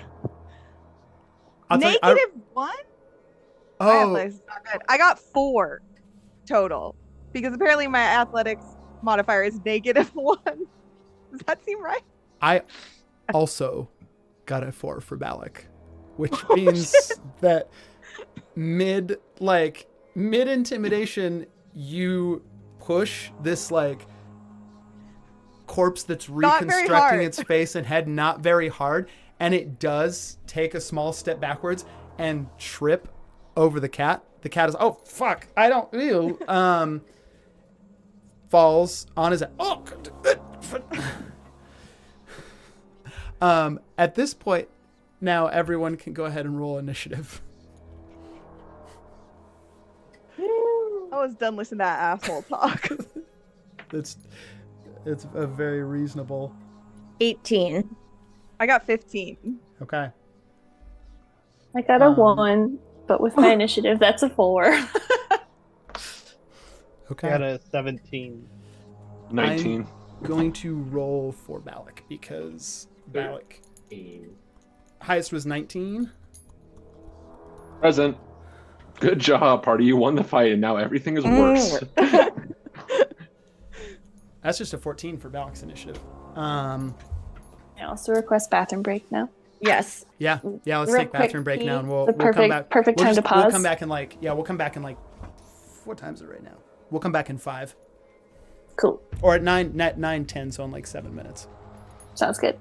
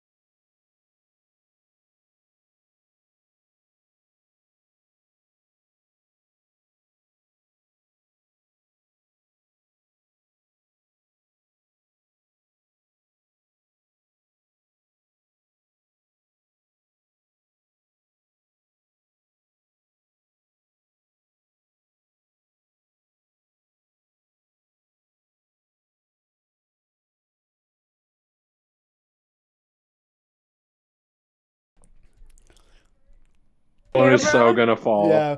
It's so gonna fall. It's totally gonna fall. The new cat cam is gonna be a real distraction. Don't let it fall, Tyler. For me too. Okay. Wait, we're going back. Yeah, we're back. We're back. Let me grab my pencil. We back. Everyone's initiative order. Atticus, you had 19, right? Mm-hmm. Okay, so it's going a little bit like this. It goes Atticus. I think Maury had a 13. I believe is what Is Maury said. just knocked out by magic again? Well, yeah, we'll Maury say has slipping turned into a in and cat. out of that. Yeah. Fully the book polymorphed him. Let's see. Balik had a 14. Okay, everyone other than Atticus between 15 and 20 on initiative. I have 18. Wait, what? Okay. Or yes, 18. 18. I have 4. Okay. I think I was 15. Okay, cool. Just to be clear, this guy now has the ability to, like, continue to regenerate himself indefinitely. Or maybe just one time. I mean, it's pretty powerful magic, like resurrection magic is. You could certainly make an Arcana check. But okay, I'm sorry. I'm trying to reconstruct because some dense information session. So he's stolen immortality from Atticus. He's stolen door opening from Peren, and he stole what was the other? My thing? blood. Vox's blood for bloody Who reasons. knows? For who knows? But he didn't steal anything else that we know about when Atticus nothing. shouted all that. No, those were the things that he stole from you that Atticus saw, like enacted by the ritual, the important things, and also And he stole Atticus's mustache. yes. Rude. Does the And I are like, what? We're polymorph not good tin, enough for you to want to steal something from us? Come on. this regenerated, just have Atticus's mustache on his face in a mocking way? Yeah, I feel my like God. Balik's corpse is Gross. just like It's not even a viscera full with a head. It's mustache. like Half it's a head empty with a and mustache. cavernous. Oh my! I feel like we're making Brad again.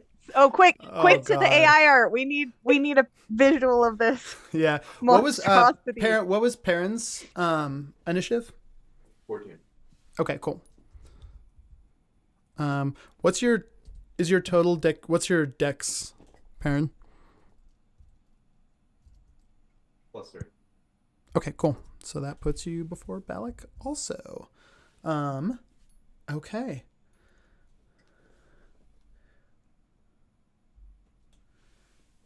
We reconvene now in initiative order after the shove over the cat. Atticus, it's your turn. So it does Atticus, the ritual has been completed.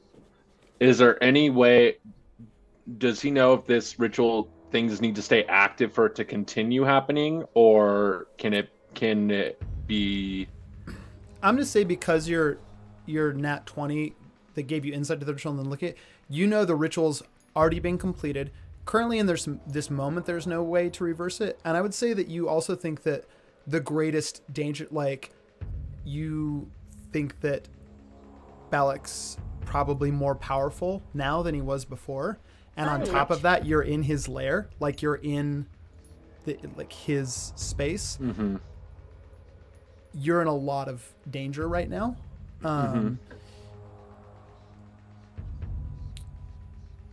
And there's not really anything you could do in this moment to reverse any of the ritual, but there's nothing else like, well, actually that's not true. There is a lot of elements have taken place. You think that to regain, or you don't think, you would know, in order to be at the height of the power that Balik wishes to be, one more thing has to happen, which did not happen yet, and that is the destruction of Brightburn. Does that mean Peren can still open windows? Doors? Here's No, the thing. Like, is he downgraded Windows. to Windows? Yeah, so just Windows now. Yeah, Vox is like right behind me. And I'm just gonna stick my arm out and just kind of say real quick, I'm like, keep Brightburn away from protect Brightburn right now. And he's gonna charge in. Awesome. Yeah, and he's just like running like with his giant ass sword like this, like he's trying to gore this gory body. Yeah. Yeah, go ahead and make your attacks. Okay. You're also actually going to make them with advantage because Balik, having tripped over the cat, is prone. So.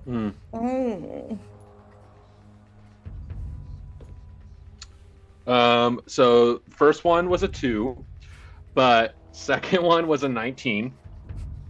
That's a that crit is for a Atticus. improved critical. Right. Where's my D? I'm not used to my new dice that I have to roll for my weapon.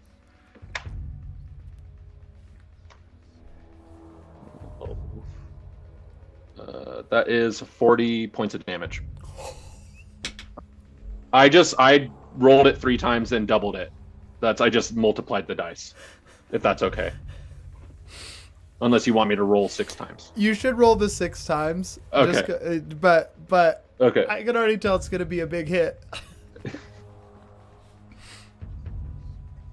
I rolled a 1 on my attack with greatsword. I get to re-roll that. Cool.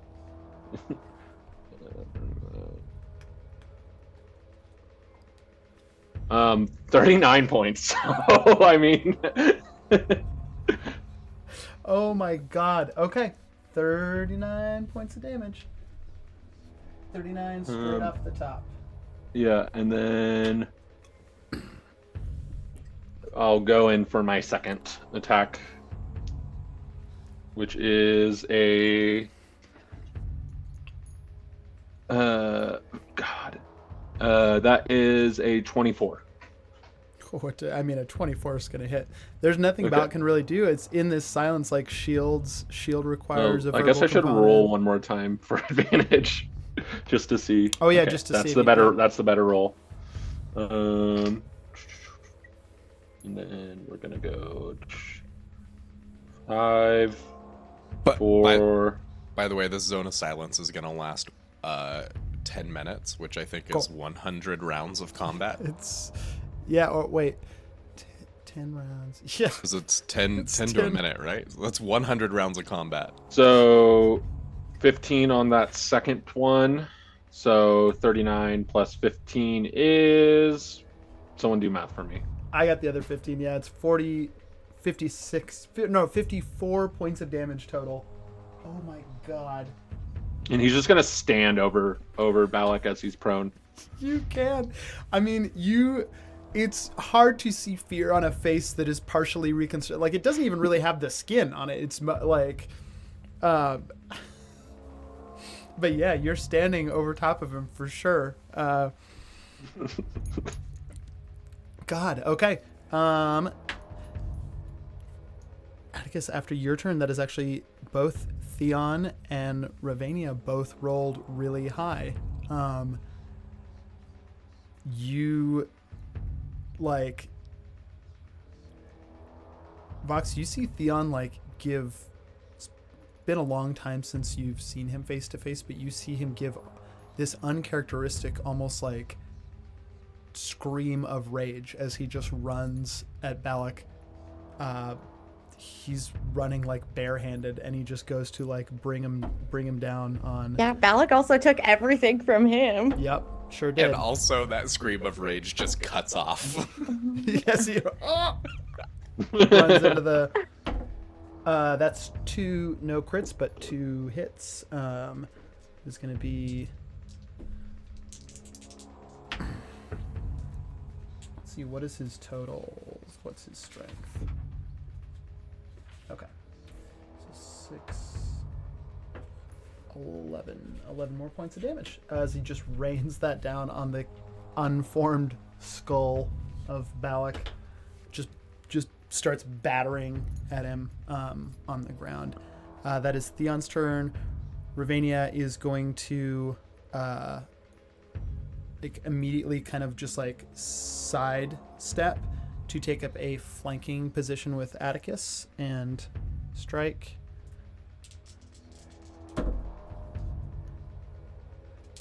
That is 1 hit and 1 critical. This is so much damage in one round. Pew pew pew pew pew pew. Yeah. Good thing I didn't. Well, I don't think I could have action surged anyways, but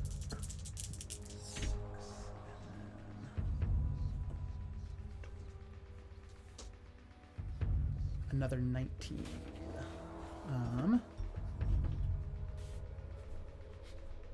Okay.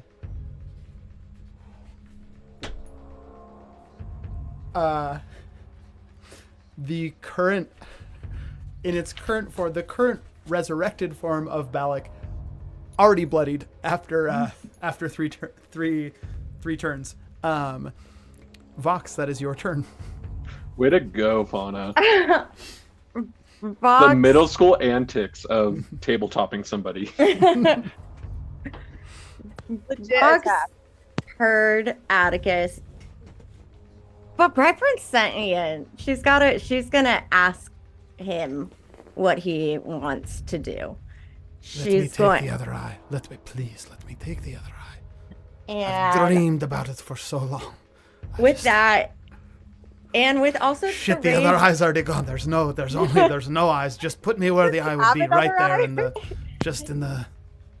just rage of someone else getting the first kill of him too. She's just going to lunge and sweep for him. Yeah, With attack. Go ahead Brightburn. and attack with advantage. Yeah. Let's see, 18. I'm also gonna go ahead. That was an 18 plus 6, 7, 8 to hit, but I'm gonna take the -5 on the attack roll, and I want to use my sneak attack too to add the damage as well. Yep. Yeah, so you get the extra damage and then the sneak attack too, Yeah. because that is a hit. Let's go. Without being able Yeah. to cast shield, his AC is not too high. Let's go. So that is 3d plus 3d6 fire. Sorry, one moment. Math. Add an extra 4d6. Okay. One moment. 6, 7, 8, 9, 10, 13, 14, 15, 16, 17, 18, 19, 20, 21, 22, 23, 24, 25. Okay. Plus, do I also add, because I still add my 1d8 plus 3, right? Yeah. Yeah, so let me add that too. The regular damage for your weapon? You mean the Yeah. regular damage? 25. Oh, that was an 8, 9, 10, 11 plus 25. Oh my god. Y'all came spicy to this combat. It's been a month since we played. This We were guy ready to go. This corpse started out not looking great. It is not, it's not doing too hot right now. You have there's just now the rib cage is open and exposed. There's barely some trousers hanging on. The rest of the clothing has just been carved away. I think you can all see now what flesh is left. You can see it's just been desiccated with those runes and the scarring on it. This is truly a horrific sight. Vox, if that's it for your turn. Let's see. I think now I'm gonna go ahead and take a cunning action to disengage and get farther away from him, knowing that he's after Brightburn. Cool. Yep. Yeah, you can. I think you disengage. You've probably, with how close you were, you've still got at least 15 feet of movement. You're not right next to him anymore. Cool. Yeah, I just want without swiping yeah. range, but I know Atticus is over him too. So Cool. Still prone, still advantage on attacks. Fauna, it's your turn. So with the silent cone of silence that has been enacted. Not the cone of shame, the cone of silence. No, cone of silence. Can I do any spells, or how does that work? Like, can I like even shoot fireball, or? Did we say that you were inside? Because who is? Oh yeah, because you're. I'm in it because I pushed him, so I'm right up you there. You totally are. Let me look up firebolt real quick and see if it, or actually, it's right here if it doesn't. It's evocation. Yeah, you don't have access to firebolt because it requires verbal components. Yeah, if you look up your spells, it will tell you if it's a verbal spell. If it's you'd have to look them up online because I didn't list that on your character. But I'm looking at the spells right now, and I don't see any that you have. I kind other than counterspell, actually, counterspell does not require any verbal components. Okay. Since I can't do anything else really, I'm just gonna and I'm really close already. I'm just gonna try and stab him with my dagger. Cool. Yeah. We're seeing a super violent side of Fauna today. Listen, she just found some shit out. She's very upset. Yeah. Get it, girl. And do I have advantage because is he still prone? Yep. Okay. Good, because that was only a 6. Oh my god. Why? Okay. 11. 11 does not it's been a while since you've used this to in fact, I don't know, you tell me, has Fauna ever used this ceremonial dagger to hurt someone? Yeah. Not in this situation, not in this the intent campaign. The anger is there, the focus is not, and you just sort of goes wide. Okay. Do you have anything else that you want to do? I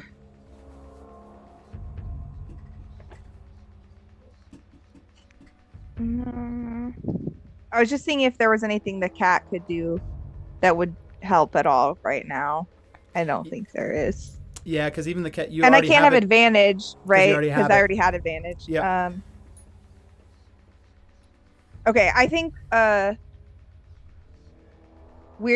cat and I are just gonna try and move back a little bit so that we're not right in range when he. Okay, actually, cool. Can I move out of the cone of silence? You could move out of the cone of silence, and you actually I won't take an attack of opportunity from Balik because Balik is prone, so you don't even have to disengage.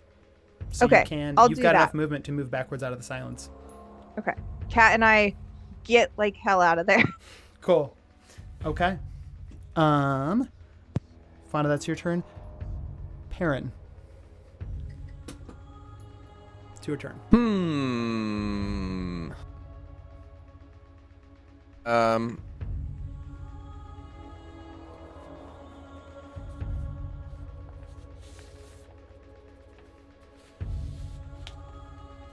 For the first time ever, Peren's at a loss for words. I mean, Listen, do you have any more of those berries? Shove it down his neck hole. Yeah. I don't think it's. Does that count as eating the berry if you're dead? Okay, here's the thing. Oh, you guys Peren, are I muted. think your mic is muted. Yeah, we Because can't hear you. I can only hear you through Vox's mic. Yep, there it is. What I hard negotiated for before is that the berry is a long rest. So Balik is asleep still, technically. This is a reanimated corpse that does not care about sleep. So I don't know if that's gonna help, because technically it's still asleep and dead.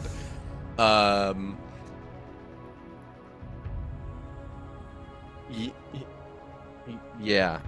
Interesting. I don't know what to do. I mean, I will tell you just in general, the corpse is not looking great. Yeah, just hit him. Right, Bash him but some more. that's not a Peren move. I'm gonna ruin this first. Peren is going to take a small moment and look at his tarot card. You see Yeah, you see the door on it. You see, as you look at it, you know, I told you before, like, I think the first time you looked at it, it was like the image of Peren stepping through a door. The door was just in a meadow. And on the other side of the door, I think it was just dark. What, as you look at the card, again, the door's in that meadow.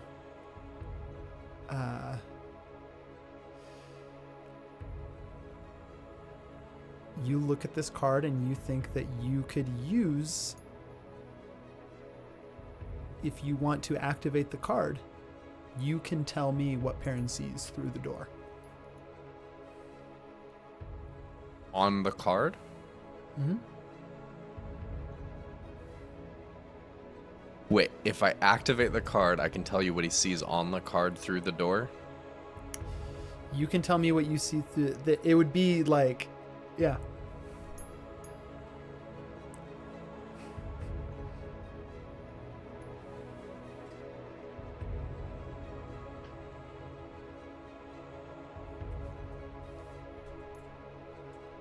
Think Peren sees.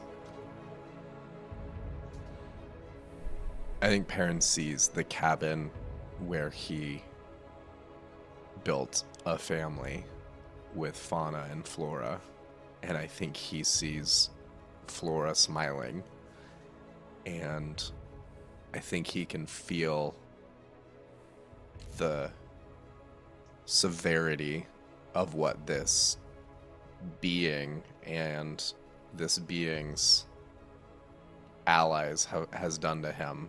And I think, I mean, you tell me, Peren didn't know anything about this, that he has this ability to open doors, but he's going to search within himself for that feeling that he had when he sacrificed the stool to open that door previously, and just see if he feels that within himself.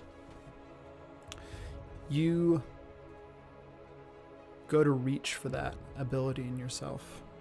You look at the card, you see the cabin, you see the Evewood, you see Flora smiling. When you look up from the card, there is a door directly behind Balik. Can it be under him? There is a door underneath Balik. It is a simple wooden door. You can see like the frame of the door is it's almost like two trees that are like bending over to meet at the top. Greenery on them. Two aspen trees. The door's underneath Balik.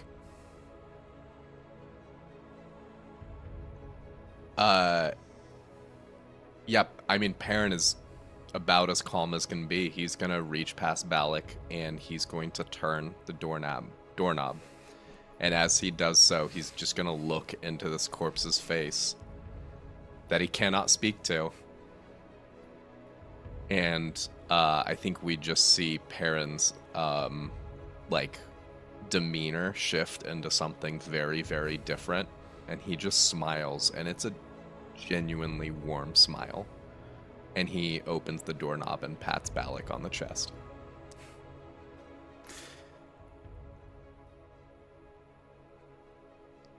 Even in the silence, you feel a moment of confusion from Balik. And then as Balik falls back, like through the door in the floor, underneath him as you open the handle, leaving the zone of silence, you hear him, "What?" And you glimpse through the door the Evewood. Do I fall through the door too? Because I'm standing directly above him. Feel like if the door jams are under your feet. Make a dexterity save for me. Balik's prone, so he doesn't get to make it. I might have just fucked the Evewood, but you know. Or That's the a 5. creature he turned Flora into is gonna fuck him. Yeah, she might want some revenge. What He is the doesn't know what Evewood? she is. The So Evewood she might is just the keep woods burning. where Fauna came from and where Peren lived for a while. It's like where Fauna's coven was. And Okay. I rolled a Sometimes I five. forget Now. I came into this late. what Atticus? What was your deck save? 5.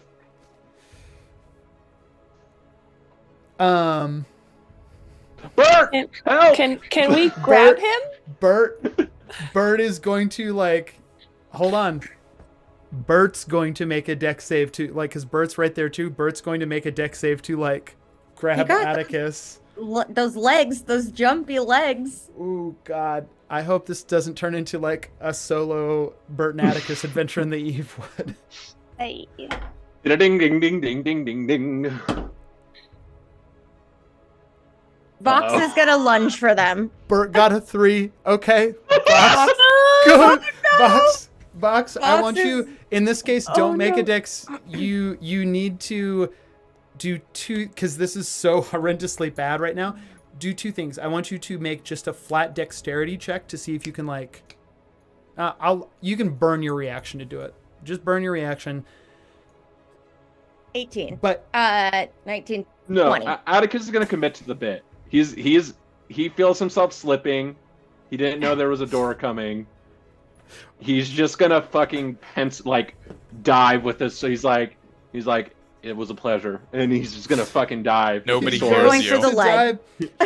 Read my lips. Read my lips. Here's what happens is because you go to dive, Bert has already grabbed you, Atticus, and is now getting pulled in behind you too. Vox, that's high enough that you grab Bert's hand, like his other hand that's outstretched, and you're able to brace them. Not enough. You can't pull them back. Can I assist to pull her back? Oh my god, are we all falling in? Make sure she doesn't fall in at least, because I feel like both of them are pretty heavy. I need you to make me an athletics check of 10 and if you can get a 10, then you're both of you are going to be able to pull the 2 of them back. Can I make a fight for acrobatics? Nope, it's got to be athletic. This is pure strength. This is like I love pure that brace no one yourself, can cast and- a spell to help either. Well, I No. could, but I don't think I 19 have on- any spells. No, now. it's all Athletic. silence. Nothing will go through. And again. Oh my god. Okay, I burned a sorcery point and I got a 10. I got a 19 on Okay. athletics.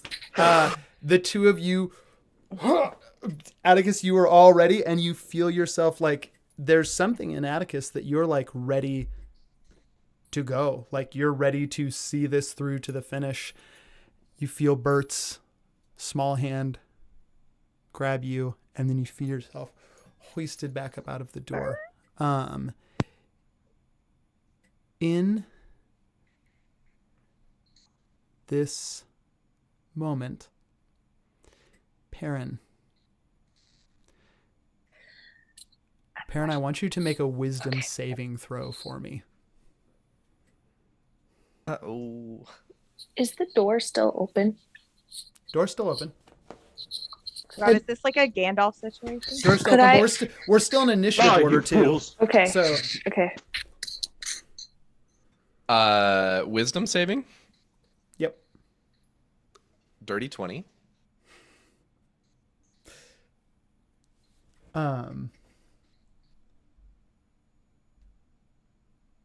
I told you we'd win with friendship and family.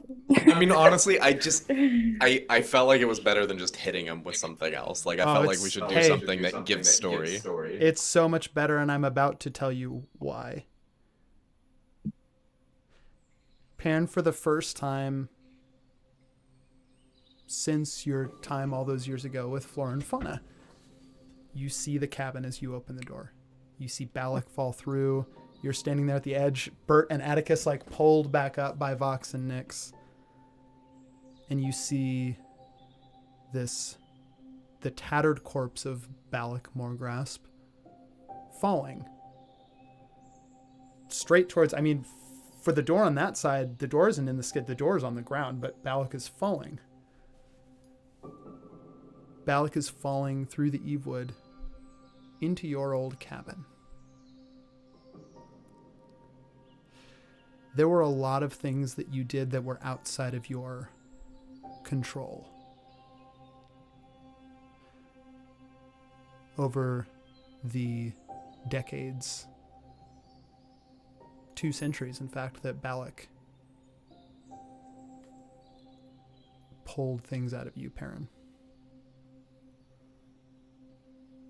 But you were not helpless.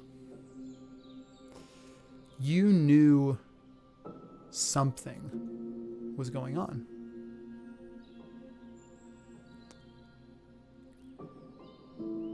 Some entity, like something felt like it had been snapping at your heels all along, and you couldn't shake this feeling that like maybe all the loss, all the homes destroyed, all the friends gone, maybe it wasn't all on your shoulders. And you remember the day that you went to Nerelith and asked for help. Help turning your cabin into a place of sanctuary, a place of safety, something that could not only protect you and the girls, but something that could trap an entity. And as you watch Balik fall into the cabin, you realize you built this place to hold something exactly like him. And he falls in. The door of the cabin shuts, and I think you can all now see through the door. You see the Evewood. You hear birds. Or I guess you don't because it's silence, but if anyone's been down through the silence into the opening of the door, you'd hear the birds. But you see them flying back and forth in front of the cabin, just like it was the day you left it. And you're all out of initiative order.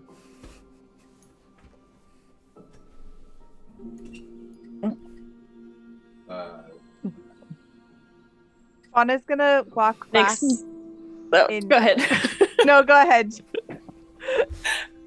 I was just gonna say, Nyx is like sprawled back on the floor. Box is panting next to her. Panting, like, Both of you, oh Bird my is just God. fully like Both of on you both of your are, chests, like.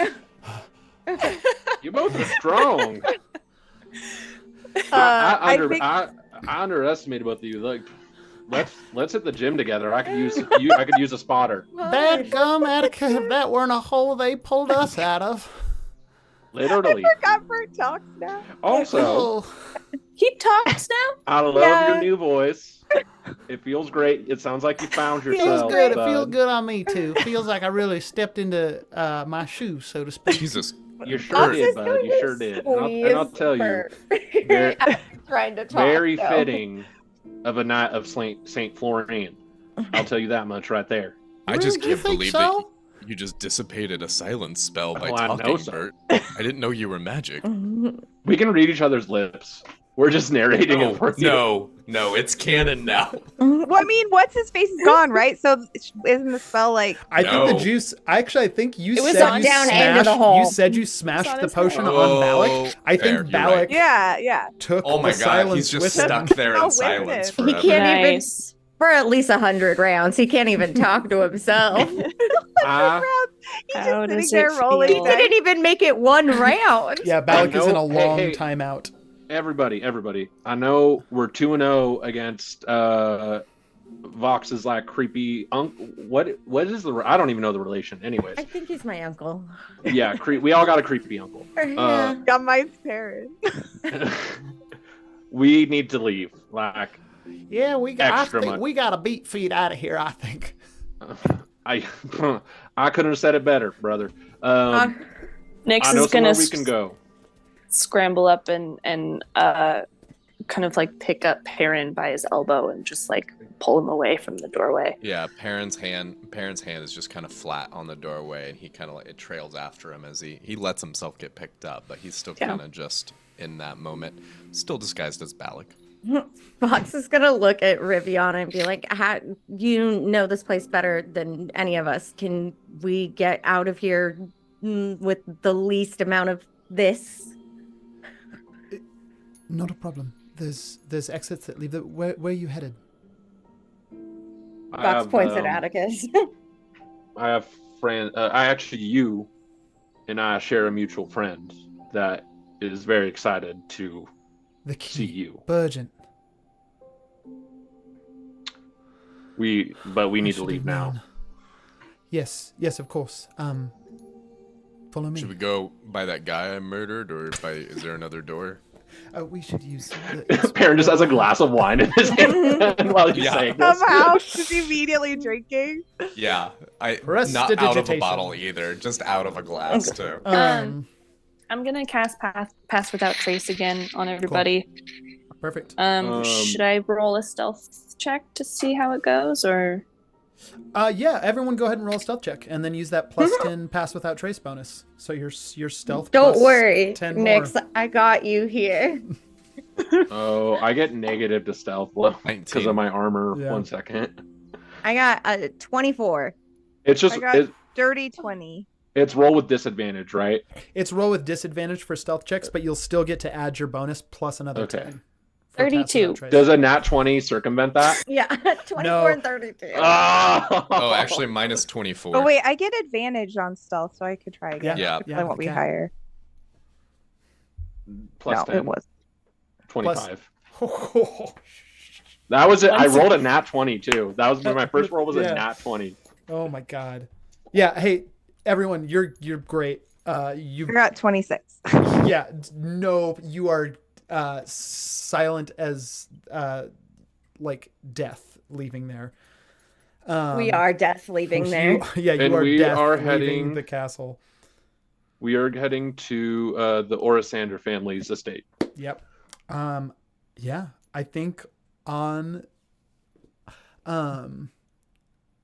so Are this my is mom good. and uncle coming?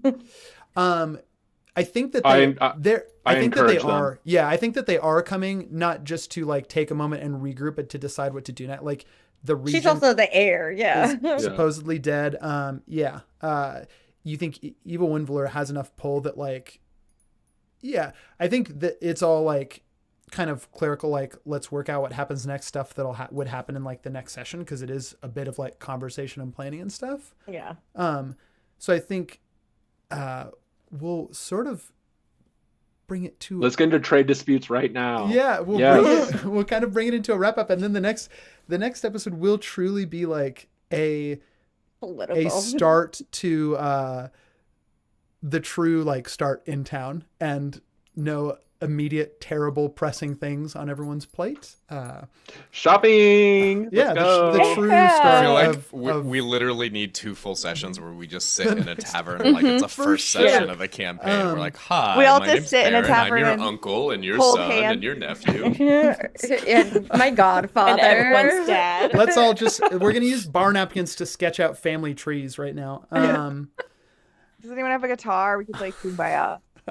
I will Don't say say that. this- He's already turning around. Yeah. He's already Technically, turning around. Peren has loot on his equipment sheet. that on the way to the you know slip out the back, Ravania also coming with you to the Olesender Estates.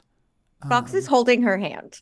I wanted to be Full- clear. yeah, It's very sweet. Yeah, Ravania is like obviously like concerned, like she's immediately taken upon herself to get you all there safe, but you can tell she's happy. Oh, good. She deserves it. Poor baby. God, she really does. She was locked in that dungeon for way too Yeah. long. Atticus, you are headed to the estates. You feel a little tug. Just kind of right about at the level that you're used to feeling that familiar tug from Bert. Hey, Yes, Bert. I wanted to say, I know it's our job and all. You know, you told me a long time ago. It's a knight's job to, you know, step up and go first and do what needs doing. And I believe that. I really do. But you can't go jumping through doors without all of us, because We need you. I need you. I mean, I feel like I make a pretty good knight, but I don't know. I learn things from you all the time, and it feels a lot better 2 knights being in the group and all to help protect people, because, you know, that's our job. Right? Bert, I think you learned a lot in these travels, and I certainly do agree. Sometimes my feet work faster than my brain, but Hey, I hear you there. Yeah. more importantly, you don't know how long it's been since someone's told me that. Thank you. I need you too. Bert gives your hand a little squeeze. Well, I guess as a couple of nights, you know, we got a family now. We got to figure out. I think some of them might actually be related. I think a lot of them are related too. It's a little bit strange, right? I mean, it seems very coincidental. I'm hoping that Bert has misunderstood all of this and thinks, like, the cat is Amos's dad. well, I mean, shoot. If I'm gonna dive through a door to kill some gross, bloated, bloody bag thing, I guess I'm gonna see what else is in store with this group. You're gonna be by my side, right? Hey, all the way to the end, partner. Like my papa said, till the end of the line. Well, let's get these people where they're going, and I think maybe help rebuild a kingdom. Wouldn't be my first time, but All right, shoot. well, you take the front, I'll take the rear. And you see Bert kind of like jogs backwards to the rear a little Oh bit. my, adorable. Atticus is like walking, but he's like smiling because like he's always the person to step up, but he has never heard or hasn't heard in a very long time that someone needs him. He kind of like brushes away, like his eyes get like watery, and he like brushes it away. As he brushes, does he feel that he is still missing the mustache? He's just like, oh, fuck. He doesn't even care at that point. There's already a 5 o'clock shadow. Yeah, roll me a constitution check real quick. The tears just water his face and his mustache grows back. 14. On a 14, you can already feel that stubble coming. Those Phoenix genes run strong. I think Peren, seeing this conversation, he sees Bert drop back, and he kind of closes up as they're walking and matches stride with Atticus, which is not an easy feat given the height difference. How are you holding up?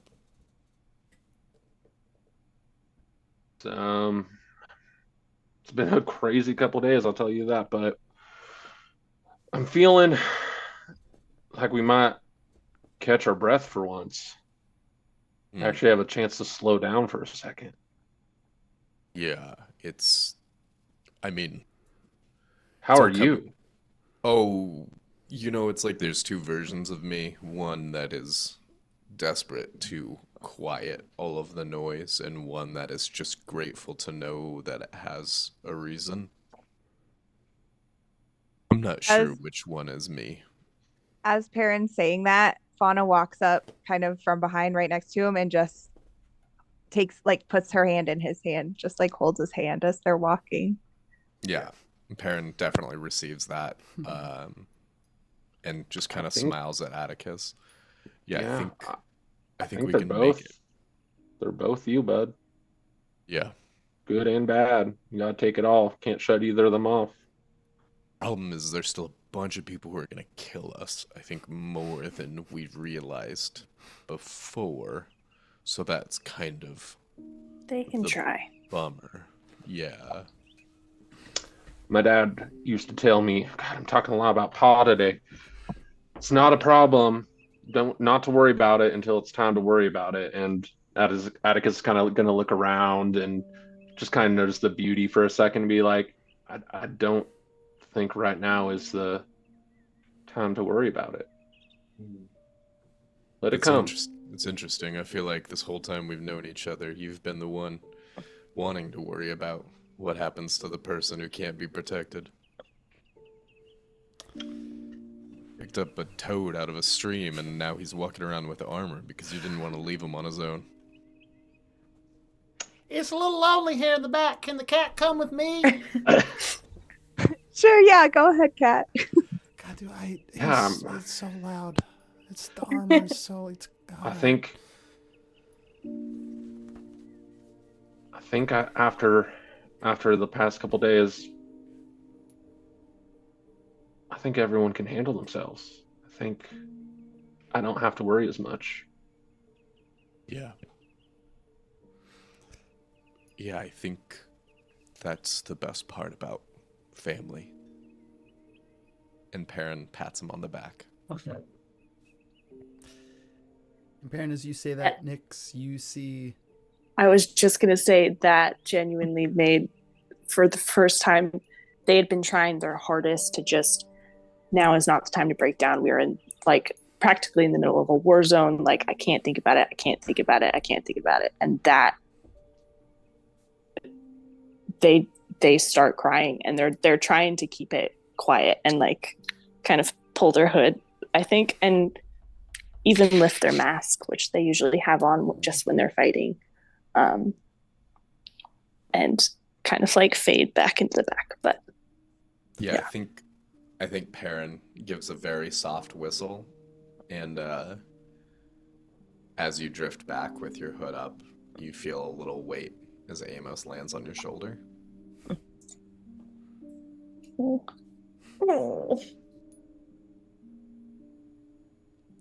Nyx is gonna look at Amos. We're Atticus kind of gonna look around. Oh, sorry. This is like the end of Return of the King, where we have 14 endings. Yeah. 80 things are happening. To Arc 1, yeah. Nyx is gonna look at Amos and just whistle like a little trill that they used to do with Etheria when Amos was like first learning how to like mimic and how to speak and how to. How do you know that song? I know. And mimics it back to you. Do you not remember me?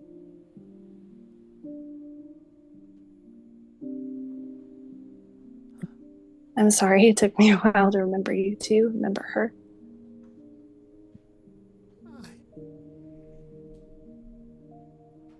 Her. Because also, Amos's memories would have been coming back. Oh. But. So wait, is he? Mm-hmm. Okay. Then it's our job to take care of him. That's right. And Nyx is gonna like reach over and just kind of like tussle its little feathers right around the ear where birds really like to be like pet. It's like their favorite place. Atticus is gonna walk up to Vox, and he's gonna kind of like reach into his armor. He's like, Vox, how are you two things right now? Vox just looks up at him, like not trying to break stride with her person though, and is just like big-eyed, thinking she's gonna be scolded again. No. Atticus, he you know, if he had a hat, he'd take it off and put it on his chest. But he goes, "One, I'm sorry. That wasn't right of me. I hope you can forgive me for reacting the way I did. I hope you know where I was coming from. And two," and he reaches and grabs the bag of the teeth, and he looks down at the bag and looks at Vox and goes, Now, Balin was a very fucked up, evil type of magic user. The most egregious thing they did when they took these teeth is they infused them with your father's ashes. And I know nothing's going to take the pain away from what your uncle did, but these belong to you. This is your legacy. This is your family. And I hope, just in this weird, fucked up world we live in, that having these serves as a trophy of some sort, but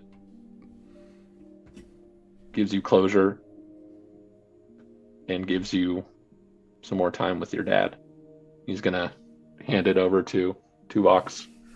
Vox is, as he hands it over, just gonna grab his hands and look at Atticus and be like, I'm glad you're my brother, even if it was just pretend for a minute. Hey, we even fought like siblings. Friend zoned.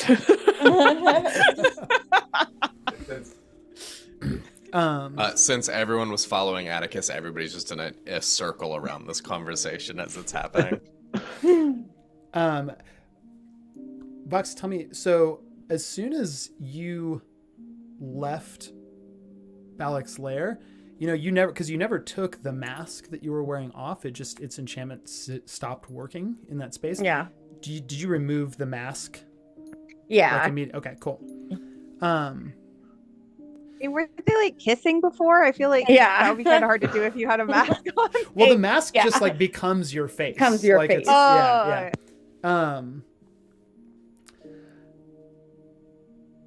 Yeah, I think as we close up the session on this now like kind of bonded like going to a hideout to make plans and maybe relax, hopefully for the first time in quite a while. Close it there. Amos is on your shoulder, Nyx. Bert's taking up the rear with the cat. And Bert is absolutely just like talking the cat's ear off, and the cat is just like padding along in total silence.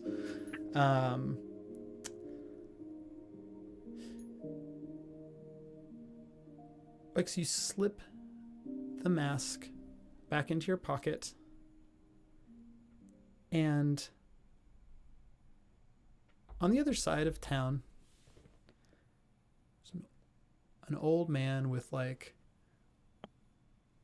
just kind of crazy blown back white hair, bald on top, like very frizzy white sideburns, face creased, hunched with age, like a very small man, but also hunched with age to be even smaller. Little leather apron on, lots of little fine artisan's tools. Is that a workbench, just like slowly like shaping a piece of wood.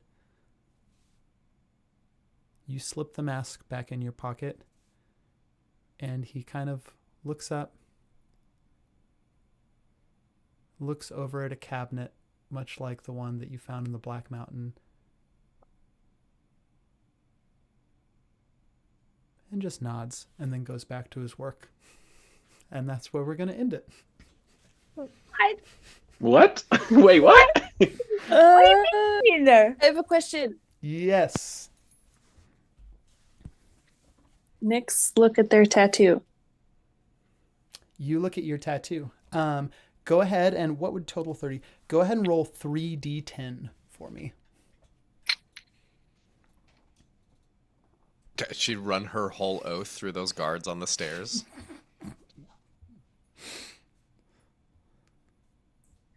21. 9 phases are left. Nice. Yep. And that's where we'll end it. And we have a break next Monday because Hall of 1,000 Stars, but then we will be back. What day is that? I think it's like the 10th or something. I don't know. As The we 12th. skip a Monday. 12th. Yeah, 12th. Thank That's you. our Valentine's Day episode. It's the Valentine's. Oh, that's and Such a oh, and good Rebecca timing be for there that, at I the guess. house. Yeah, Oh, it's man. perfect. Oh boy. I mean, What do you it's mean kind of there's an we're old also we're also related. Like, how much romance could really bloom in our party when like Right. half the people are related to half the other people? It puts so much of the burden on me. It puts so much of the burden on me for that, which is it's Well, great. Atticus's It's fine. next session is seeing a former flame. So That's true. Yeah, Ooh, Vox has saucy. already got a former and it looks like again current flame. Yeah. Nyx has the orc that it's. Anyways, we'll pick up all the Valentine's ends when we come back next time. Thanks. Wait, what? Everyone for Did I miss a watching. session? I What? feel like we all missed a